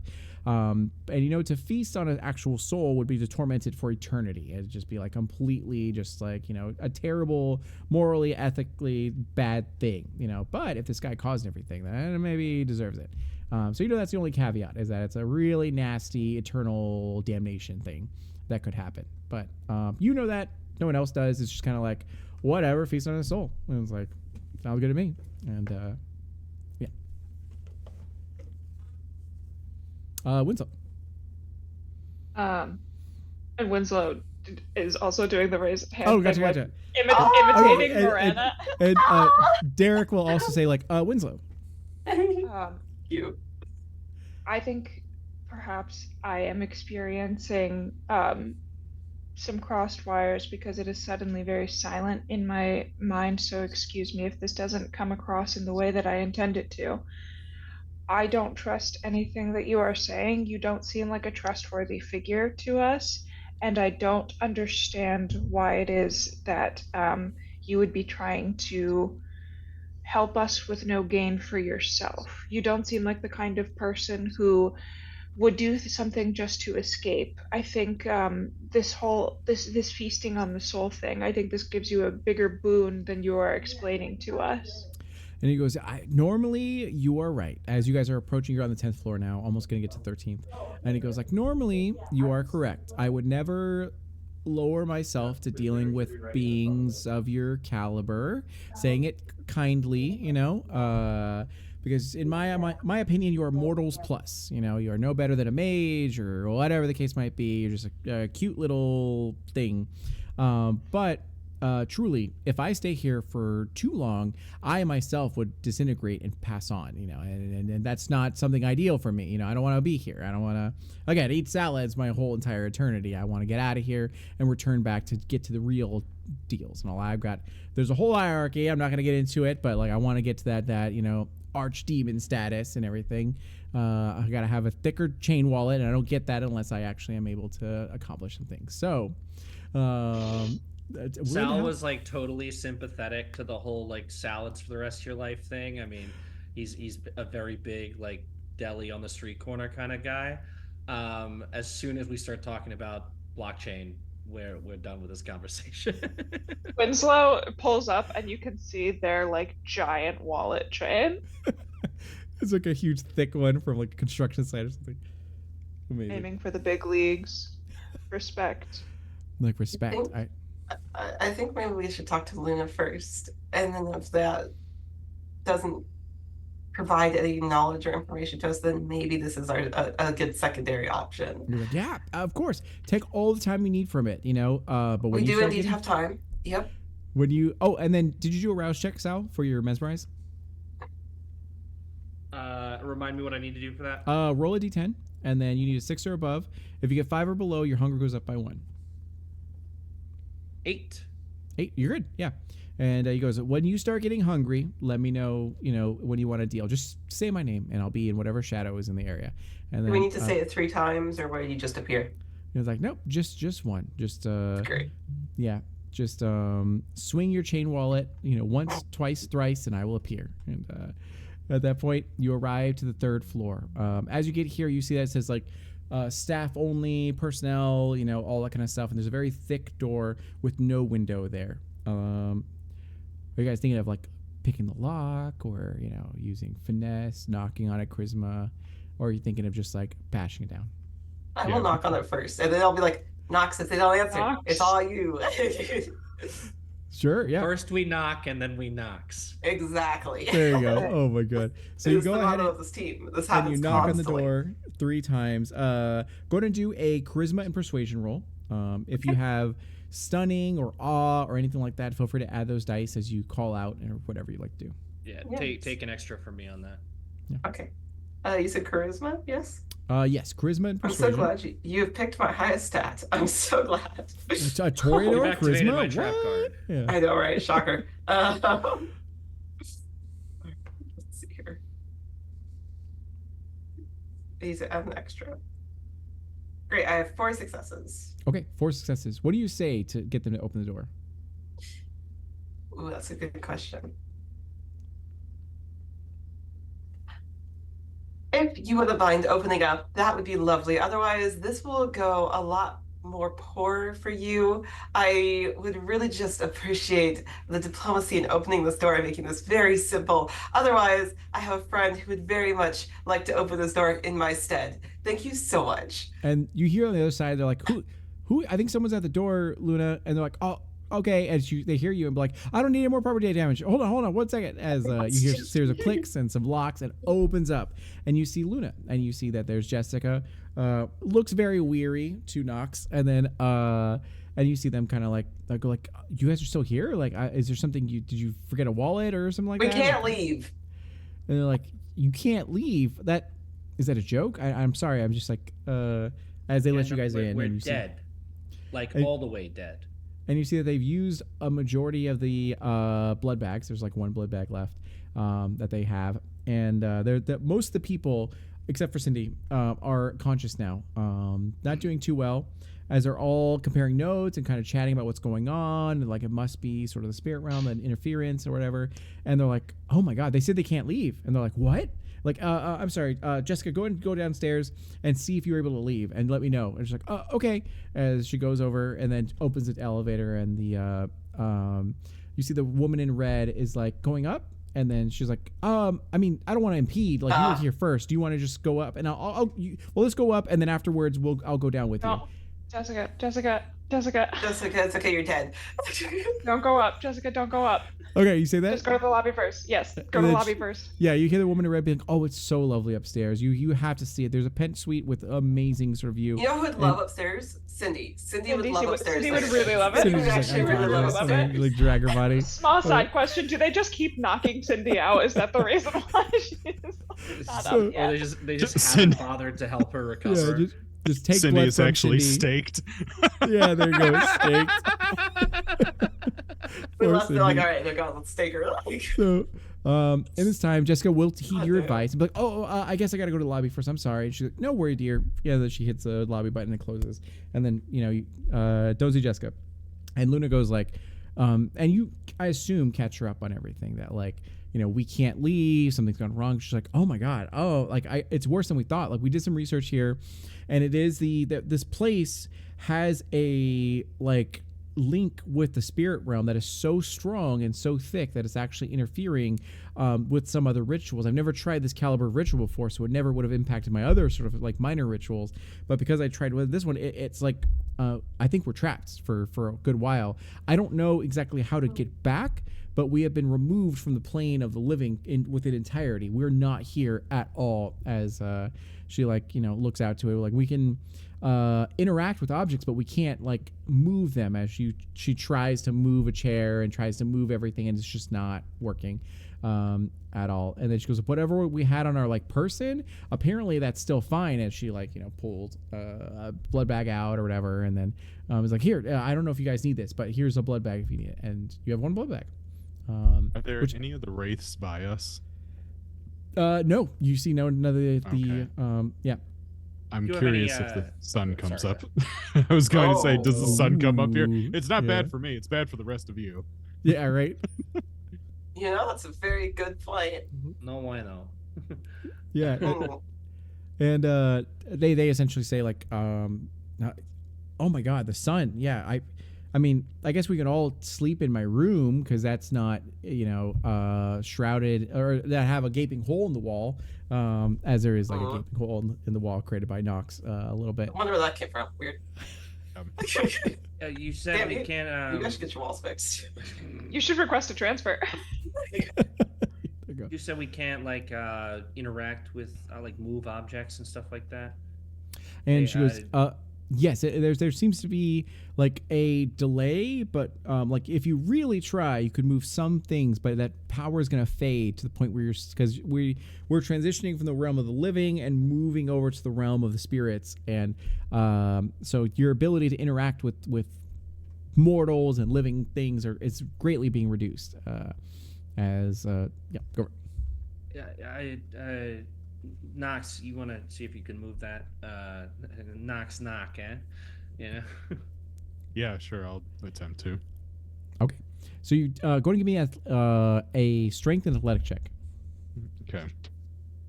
You need 4 successes to succeed.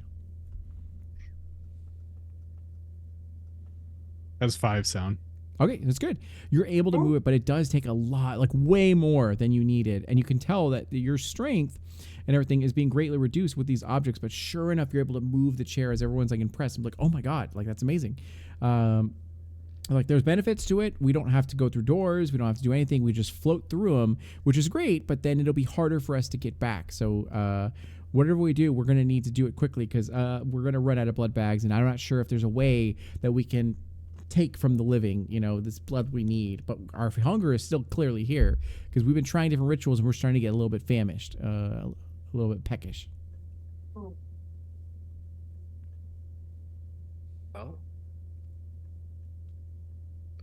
guess we have an out, don't we? I guess, but I mean, we could also try talking to any of the other people. Maybe the bride, if we can get insight from her. She's been here the longest, yeah, or one of the longest.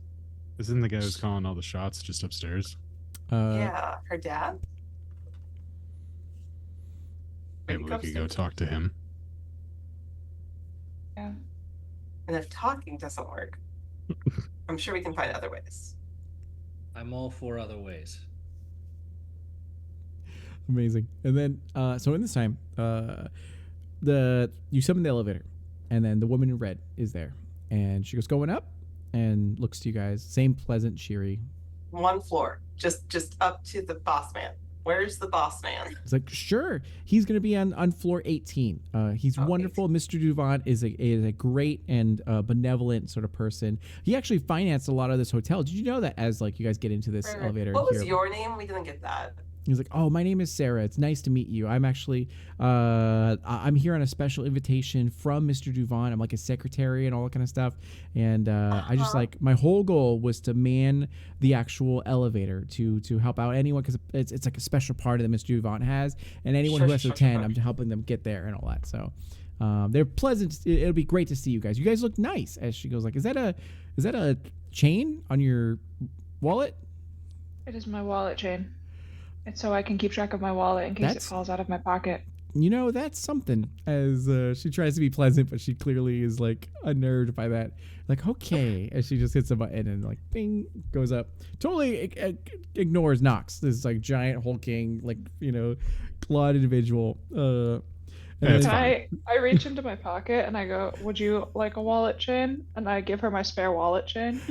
She goes, for her to wear on her carry spares of everything. Yeah, exactly. It's like, sure, thank you. I really appreciate that. Wow. As she takes it, like, that's great. As she like has it. The elevator dings.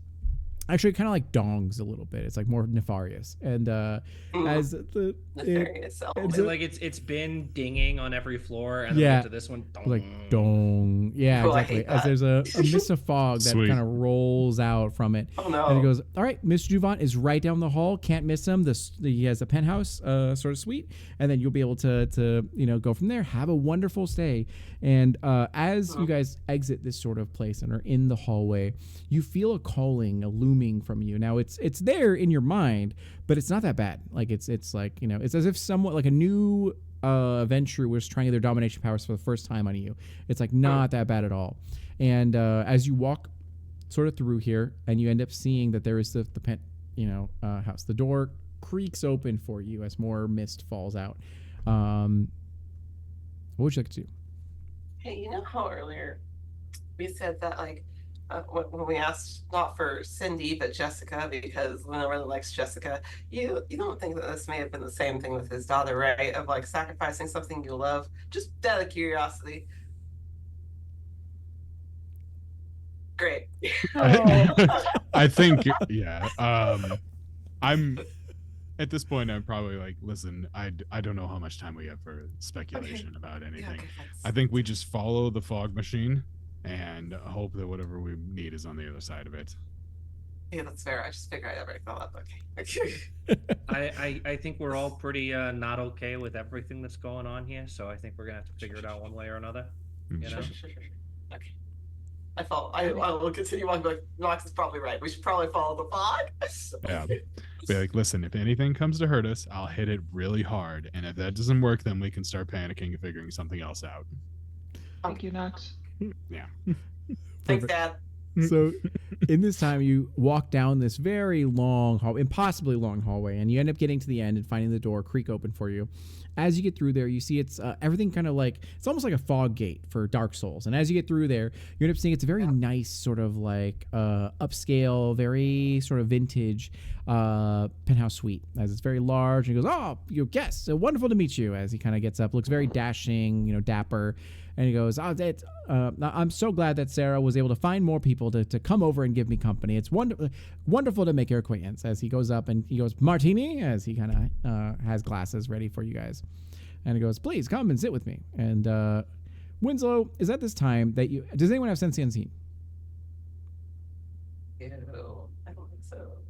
No? Okay. Oh, you guys are Maybe, fucked. maybe. I'm just kidding. I think I picked something else. I mean, is the floor made of rock in some way? Like, is it marble? Like tile, yeah, or something like that, yeah. And then I could try and do stone sense and see if there's anything like waiting for us that we can't see. no, you're fine. You're fine. So, Winslow, I'm gonna say, go ahead and give me a wits and awareness check because something is echoing in your mind, being like, wait a second, things are kind of like, time is very yellow here. Like sound tastes like strawberries and very Malkavian-ness.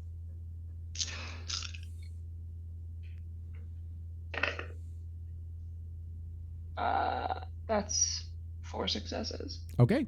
So with 4 successes, you kind of look around here and you definitely recognize this is an illusion. This is very much like your mind is this place is playing tricks on your guys' mind. It's not hurting you. And you definitely recognize it is meant to be malicious, but you're not mortal minds, you're kindred minds. So they're much stronger, much sturdier, and you feel like this spell, this ritual that happened earlier is also further fortifying your sort of mind. So it's not going to hurt you here. But it should have. It would have. If the ritual did not happen to you guys, then it may have actually had an effect. You know that. So no one else does. I also have unswayable mind as well. Oh yeah, you're completely fine. Yeah. And meanwhile, this dapper fellow is before you all, being like, "Please come and sit. I rarely have company, especially of such esteemed guests, because I understand that you are more than what you appear to be. That's fascinating. I'd love to hear all about it." As he drinks his martini. Just to be extremely clear, I'm gonna have to ask you to go ahead and tell me what it was that was supposed to happen when we walked in here, because I don't think you expected us to not be affected by a little brain thingy. Yeah, I would like the illusion to drop if you could. Winslow, did you explain that to everyone? Oh, sorry, yeah. No, I as I'm like coming to realization of what's being said, I'm like saying it all out loud. I'm like, this is not what we were supposed to see when we walked in here. He has clearly done something illusory that is like completely rambling. He is now struggling to find his straw. He's like, well, that's not, you're jumping into a conclusion. I will admit that there are some protections that I do, precautions that I do. There's weird things in this hotel, like children, as he like looks out 10,000 yard stare, and he goes, but you're right. You are esteemed guests. I shouldn't lie to you. As he claps twice, and sure enough, the whole place turns into the same penthouse, but it looks old, run down, cobwebs everywhere, dusty. There's a huge arcane circle that's pulsating with sort of light, and you see that there are sigils that are in the ground. There's a barrier, a very distinct barrier in the ground, separating you guys from him. And he definitely is a spirit, as he looks more together than everyone else. Still dapper and all that kind of stuff. And he goes, all right, you caught me. I don't know what your intentions are here. Frankly, no one's ever gotten this far except for that pesky Derek.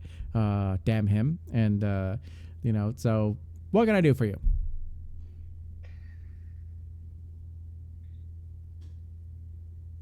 We would like to be able to leave to celebrate our friend's birthday. Death Day. That's great. Can't happen. Why? He's like, well, I don't know how you got here, but you're stuck here. I may have made a few miscalculations, with my spell ritual a few years ago. I don't know what year is it? It's 2024. I was like, oh my god! And then as he like, and then he goes, all right, well, this is way too far. And he goes, what is music like now? Never mind, irrelevant. And he goes, I don't know how you heard of Nelly Furtado? He goes, no, I have not. Nelly Furtado, that was popular like 10 years ago. Like, you heard of Chaperone? I'm like, literally was timeless. Yeah. And he's like, as you start talking about Chaperone, instinctively, fucking Sal starts going. Yeah, and he's like, bless you. Like Ella Fitzgerald, Frank Sinatra, Dean Martin, those type of. No, all right. Well, I mean, I'm into that. That's right in my time period. That was my dad's thing. And he goes, all right. Well, nevertheless, this is my domain. I don't know how to end it, but I'm afraid to do anything to disrupt anything. So, you're hurting your daughter. And the moment you mention his daughter, he turns and he goes, "What do you mean, my daughter?" As he looks to you. Well, she's downstairs. And he's like, "Well," He's trapped. and he's like, "Well, I mean, she's fine. She's never gonna die. She has eternal life. That's more than what I would ask for." As he like swirls his martini and he kind of sips from it. Anyone with a passive insight of like 2 or more dots could definitely recognize this. Definitely haunts him. This definitely is like he feels guilty for it, even though he's like, she's fine. She's not. What is she gonna do? Die? She's crying. She's miserable. Stuck on the worst day of her life. And it was supposed to be the best day. And he goes, What kind "Well, of parent are you?" all right, go ahead and do a manipulation persuasion or charisma persuasion, whichever that was." Charisma. What Sure, kind of yeah. fucking mook is over here celebrating while his daughter's dead downstairs and miserable? Yeah, what kind of jamoke would do that?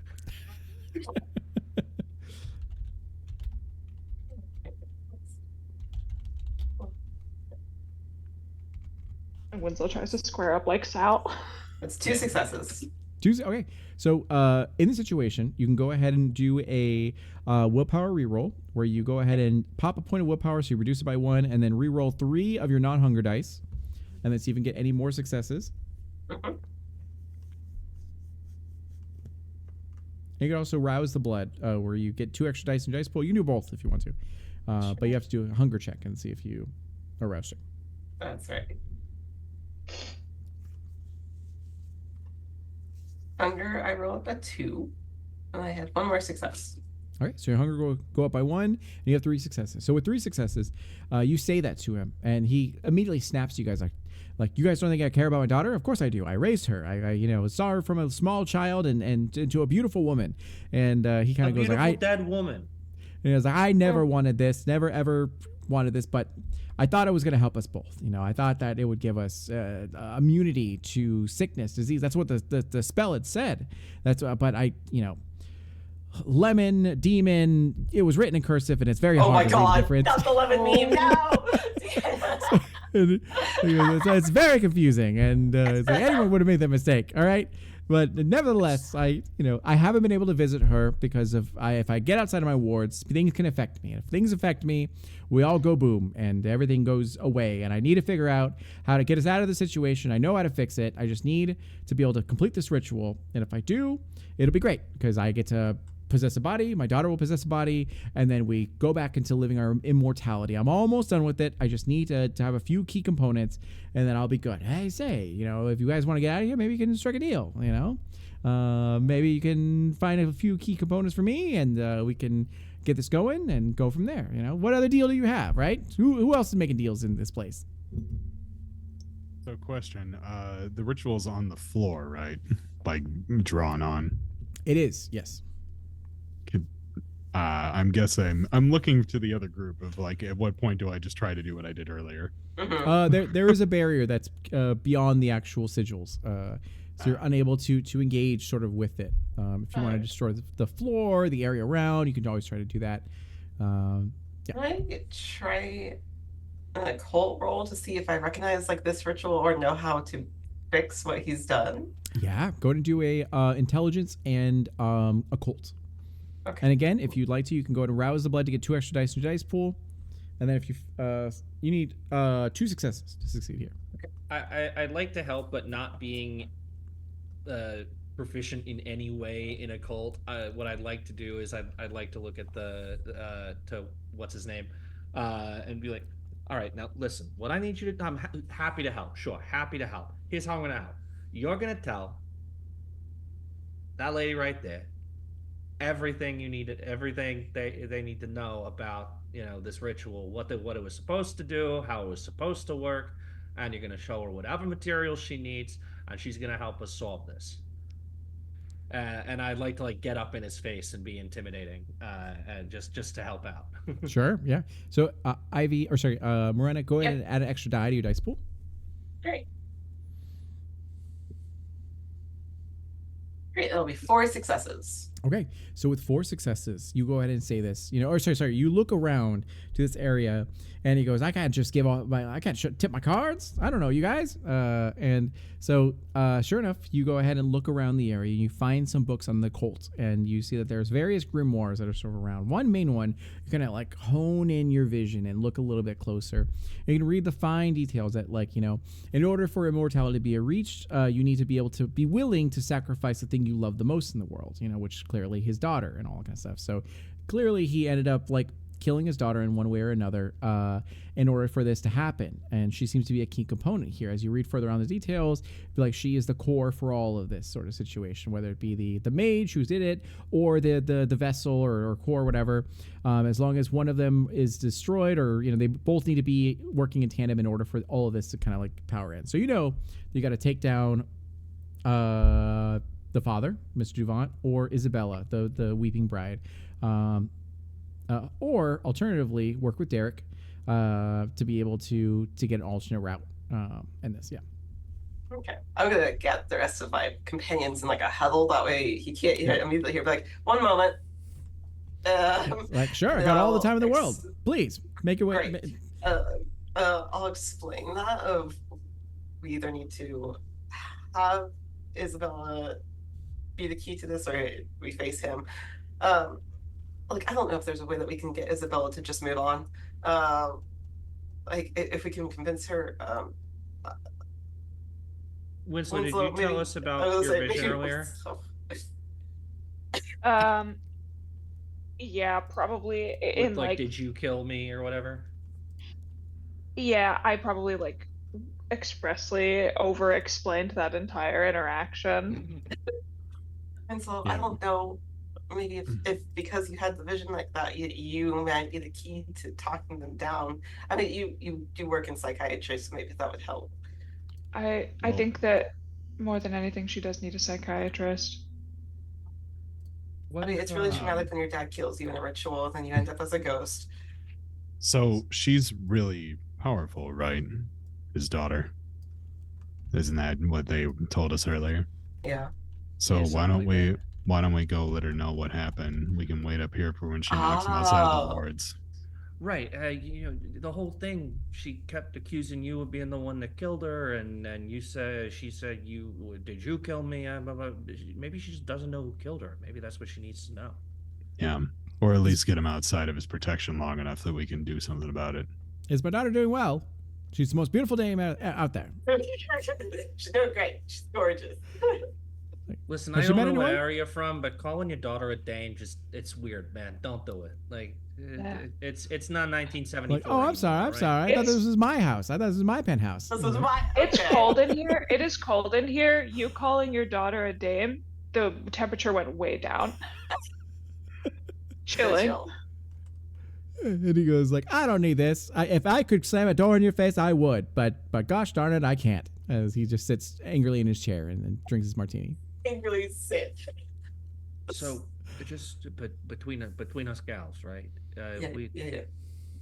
We're if whatever we're gonna try to do with the daughter, convince her to do something about this, but if that doesn't work, we're totally okay with Derek eating this guy forever, right? I mean, this guy's a piece of work. Yeah.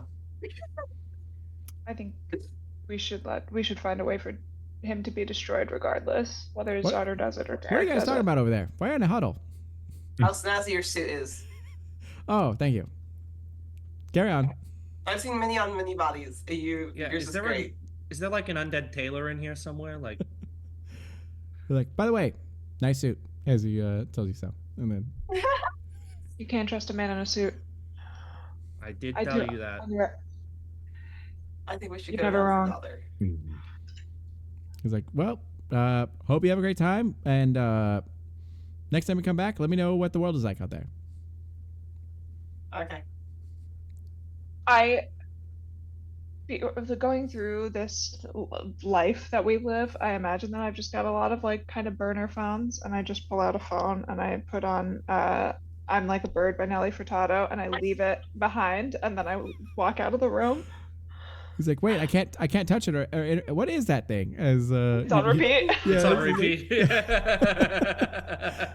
He's like, wait, you left it. I don't know what this is. A music box? Or he goes like, is this magic? I don't know. As you head back to the elevator, and then and you see and you see the I go to it and I add to the playlist to stay on repeat. I add Don't Trust a Hoe from 303 just to really get under this guy's oh my skin. god. Yeah, I feel like we should introduce him to Miles. Get him the real quality Oh my music God. of our age. So at this point, you head back to the elevator, and then you see the woman be like, "Go! Oh, no one's ever still been alive." As she welcomes you guys in and be like, "This is a little bit awkward. All right, what floor?" Lobby, please. Like, ding, and then she You're awkwardly doing a just great sits job, down. Sarah. Like, thank you. I try my best. As and sure enough, you get down to the lobby, opens She up. wearing a and- wallet chain. she is, yes, yeah. If anything were a positive mark for you, I understand not a lot of people survive your elevator trips, so we're up in your average here, from 0 to like whatever percent. He's like, it's a living, And you're Yes. doing great. It's literally not. You end up getting to the lobby, and as doors part, you see Todd and Monty and all that comes like partying it up and everything, and yeah, they're like, oh look, Interview with the Vampires on, and they all like are watching it on like FX or whatever the case might be, and then the movie, not the show, and then perfect. At this time, what would you guys like to do here? I think we're gonna go find the daughter. Yeah. You'll go to the ballroom. Sure. You head to the ballroom. As you do so, you see that the reception is like winding down. People are like barely here now. The bride is crying sort of on the stage as you saw her before and everything like that. And how would you like to engage with her? What song is playing? Boys to Men. Okay. I like walk in tempo with the music up to the stage. Well, did we get her name? Isabella. Yeah, Isabella Duvall. Isabella? Yeah. Isabella Dupont. Okay. I'll just kind of sit next to her where she's crying, like quietly for a second.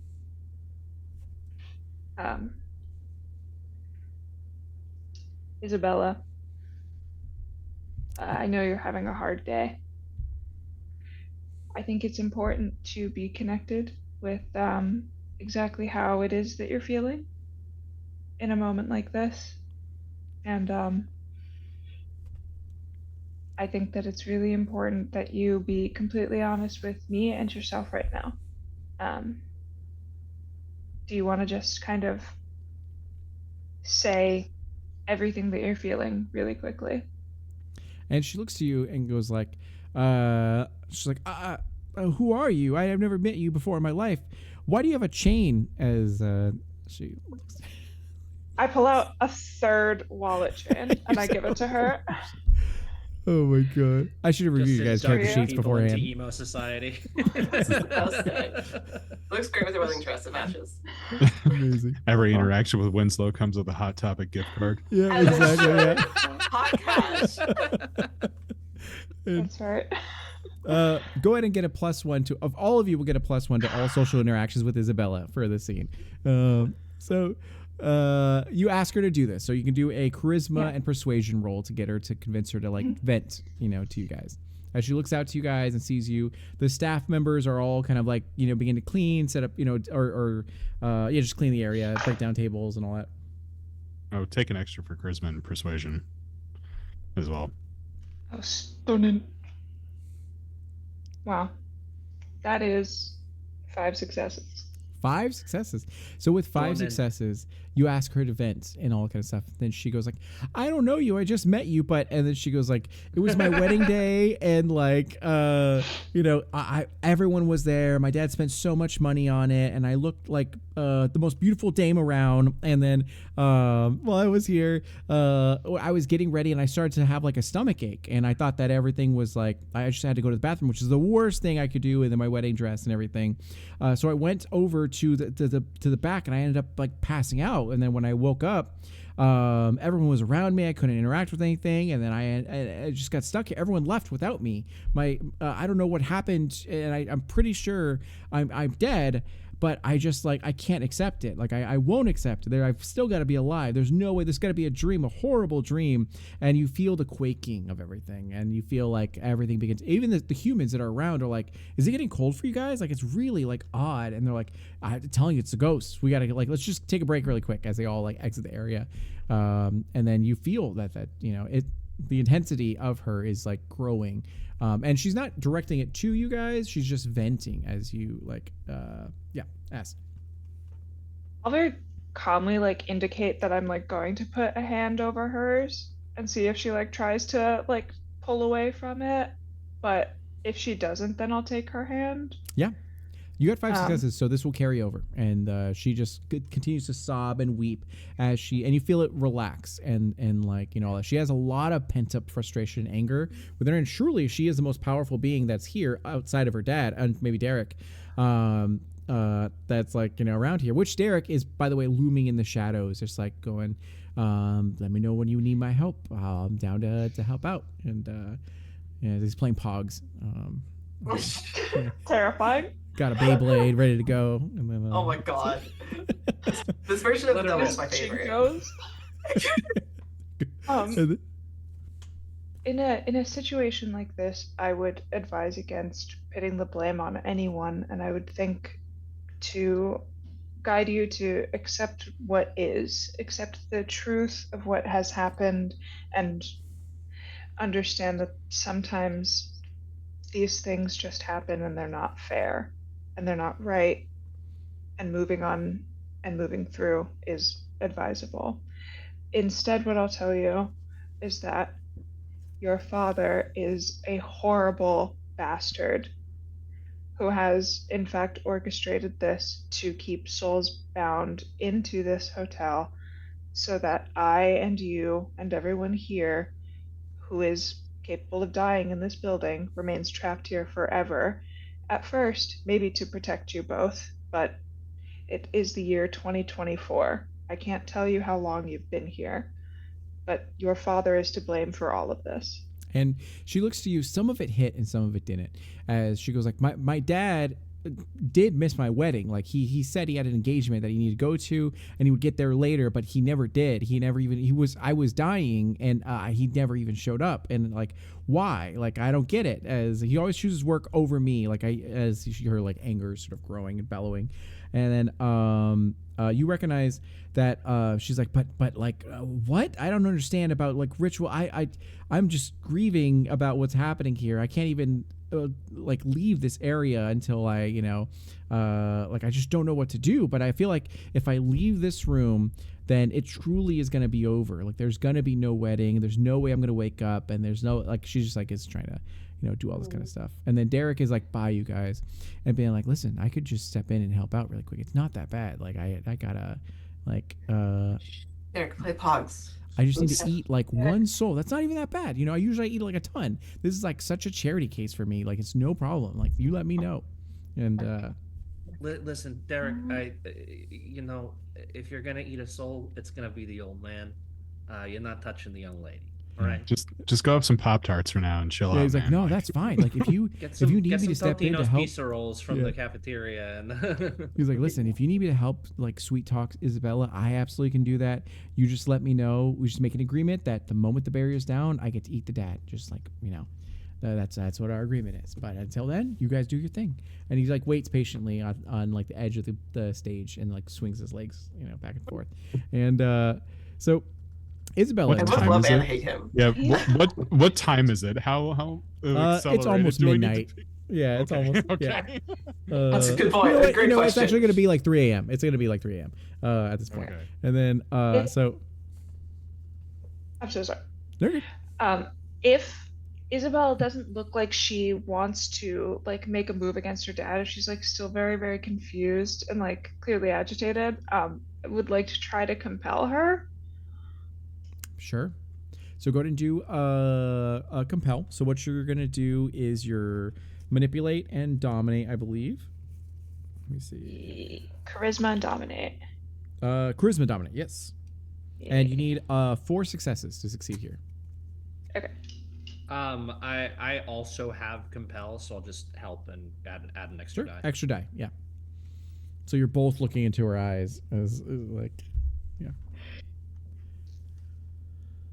Okay. Need 4 successes. Oh, I don't have compel, but I have all the other shit that's related to Oh, compel, gotcha, like yeah. mesmerize and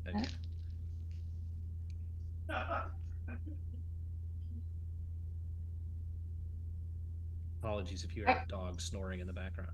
No, you're fine. Well, I wish I could actually move my camera to show this. That is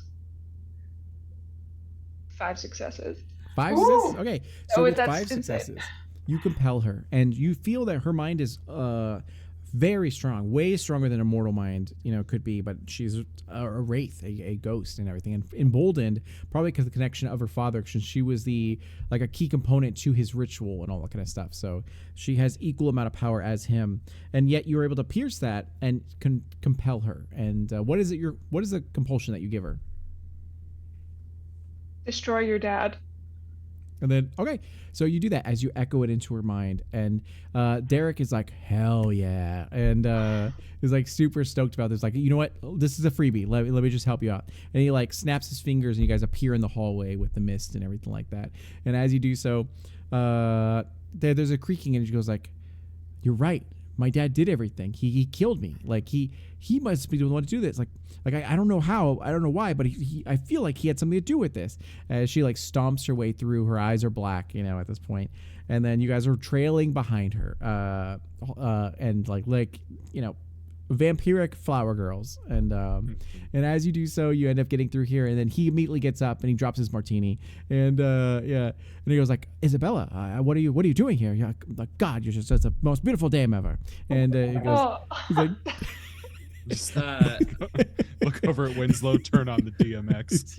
And he's like, also, this music is like really good. It's like actually amazing. Oh God! Like, do they have records? I'm like, and at this point, timeless. Yeah, and at this point, you see that the daughter is like, like, you did this to me. And he goes like, listen, sweetie, you're confused. Like, you're clearly confused. Like, no, daddy would never do this to you. And he goes like, no, you did this to me. And she's able to break through the barrier, no problem at all, like walk through it. And you see her as she goes like, oh, be careful.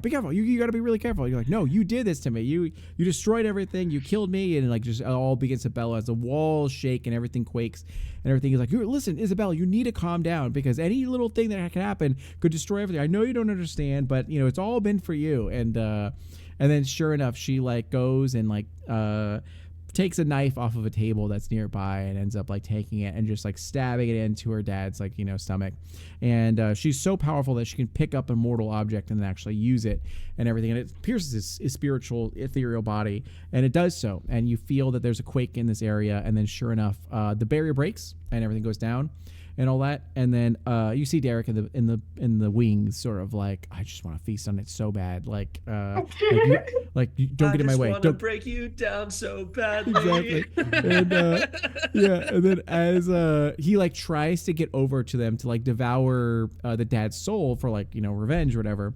When the dad dies, he's like, I'm sorry, I never meant for this to happen. It's just like they all like illuminate into sort of a bright light, and everything quakes and sort of shudders. And you feel that Derek is unable to get there in time as he like tries to grab at the soul of like Mr. Duvant, but everything fades and shudders and snaps, and you guys are in this like decrepit old penthouse with like just boxes and all this kind of stuff that's here. The knife does clatter to the ground. It's very rusted and sort of old, no blood in it or anything like that at all, and then you find that there is nothing here but a wedding gown that falls to the ground and just kind of like there, and then you feel a lightness, a tension that leaves you, and you're kind of like grabbing yourself and you feel like real and okay. Nox, do you try to like punch a hole through the wall? I was about to say, knock, and just point to the wall.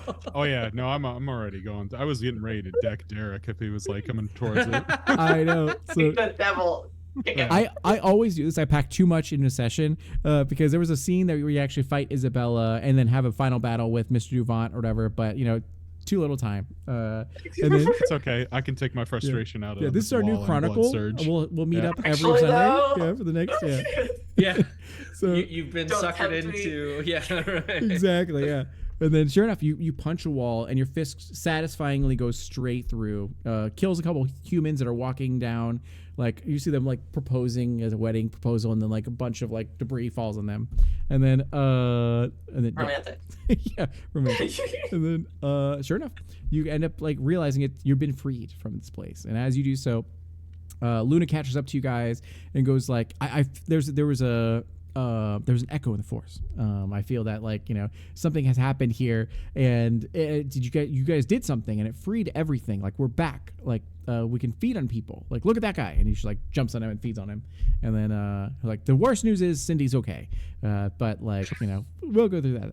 And then like Luna will look to you guys and be like, so you're not going to tell the Primogen, right? And then we'll just like end there as you end up getting into your Cybertruck limo Hummer and then heading off into the night to go paintballing at 3 I a.m. do wear the skull mask the entire paintball game. You do so, yeah. Instead of like paintball goggles, just Yeah, that's exactly it. They're like, wow, At that's the end a of the that's a paintball cool game? prop. It was like, yeah, prop. It was, Yeah. At the end of the paintball game, Winslow gives Morana the birthday present that they got for her, which is another wallet chain. another wallet chain. Yeah, there you go. It's like every year you have a collection of wallet chains. Like it's increasingly each bigger. one is a little bit longer. Yeah. What Winslow doesn't realize is I have a pair of like trip pants that I keep adding them to. Oh my god. Amazing. So Paid mail. Oh. what we're gonna do is we're gonna go around the room to have everyone explain where they can be found, and then what is the epilogue for your character? What do they do after the events of this evening and all that? So we're gonna start off going with Alex. All right. Thank you, everybody. I am Ben Alex Roberts. You can find me on all social media platforms at AlexTheDM89. I have various horror projects and writings and things like that in the works, so do follow me over there. You can check it out. I did want to extend a thank you tonight for my gargoyle character. I used the book We Shall Be Monsters, which is available from the Storyteller's Vault, written by Sawyer Ziegelman and Tung Lee. And yeah, as far as my epilogue for Knox, I think he's far too old to really be doing much for himself, so he probably just sticks around with the kids to keep them safe, kind of thing. Perfect. And we got a last minute donation of $25. Thank you so much for this, and we really appreciate it. And then perfect. And then going over to Justin. Yeah, so I am Justin Lane at chef_Justin Lane everywhere on the internet. There may be a handful of places where I'm still the Brunch Guild, going through a little bit of a rebrand. Yeah, so I was very excited to be here. Had a great time. Sal weighs very heavily what the consequences will be of him telling about all of this to the Primogen, and cuts a deal for... Not only does Winslow get the Robux and what was it Marana wanted? I don't even know. I don't think she wanted anything really. Okay, She was happy with her skull mask. Okay. Yeah, there you go. A memento. So not only does Winslow get the Robux for the payoff, but now there is a set amount of time per week that Luna now has to play Roblox in order to generate an income of Robux for Winslow. And My honeypot. yeah. And then I negotiate in a at will feeding session with any of the like entourage of Luna for Knox when desired. In exchange for that, I report to the Primogen with only the positive events of the evening, and leave out the bit about it went wrong, and just talk about like the positive effects. Because it did work. It did fortify your mind. Mental fortitude, and Yeah. exactly. So that is what Sal does, and Sal essentially is trying to use this to buy favor for himself. You do have a boon the with Tremere. with Luna and the other, yeah. and so buying favor for myself with them while also uh in extending my potential favor with Sophia. And you all have a dot in enemy for Cindy as Yes, yes, we do. perfect. And then going over to Martha. Thank you so much. This is so fun. I'm Martha. All my handles are Martha B. Neal. Um, and yeah, this was so much fun. I had a great time. As far as Winslow's epilogue, Winslow is so I was gonna say joyously, but I really I feel like they're at kind of a net neutral at all times of just like constantly playing Roblox and like roping Luna into Roblox at like the most odd hours. Um, and they're with their family and their kind of like mind palace situation is one of those like dominating facets of their life. So they just do anything to like keep on going and they're a freak forever and they give their friends wallet chains for their birthdays every year. Oh my gosh, that's amazing. It's so good. And then perfect. And then Ivy. Hi, I'm Ivy. My pronouns are she, her. You can find me as Gamer the Girl all across the internet. I'm a professional DM, in addition to running the Crit Awards. So if you're interested in giving awards to those in the community who deserve it and deserve the recognition, not even just awards, if you are somebody who really likes giving recognition to those in the TTRPG space in general, come check us out. We're excited for next year and already starting to work on things. So come check us out. In addition, I'm a professional DM. I DM on stream. So it just depends on where I'm at and what I'm doing. Uh, as for Rana, she probably continues working. She's a mortuary assistant, so she probably is just working up to actually being a mortician herself.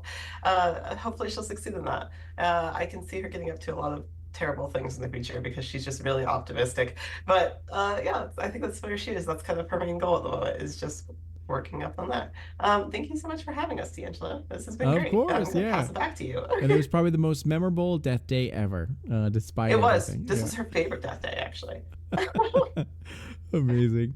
So thank you all so much for being here and watching our event of Homies and Horror and everything and supporting a great cause like UNICEF. We will be back next week on Sunday with a Hunter the Reckoning session where a group of concerned parents, siblings, all that sort of best friends realize that there's something nefarious going on in their community and they've got to investigate it and figure out how to free the minds of their loved ones. So thank you again for everything, and I hope you all have a wonderful night.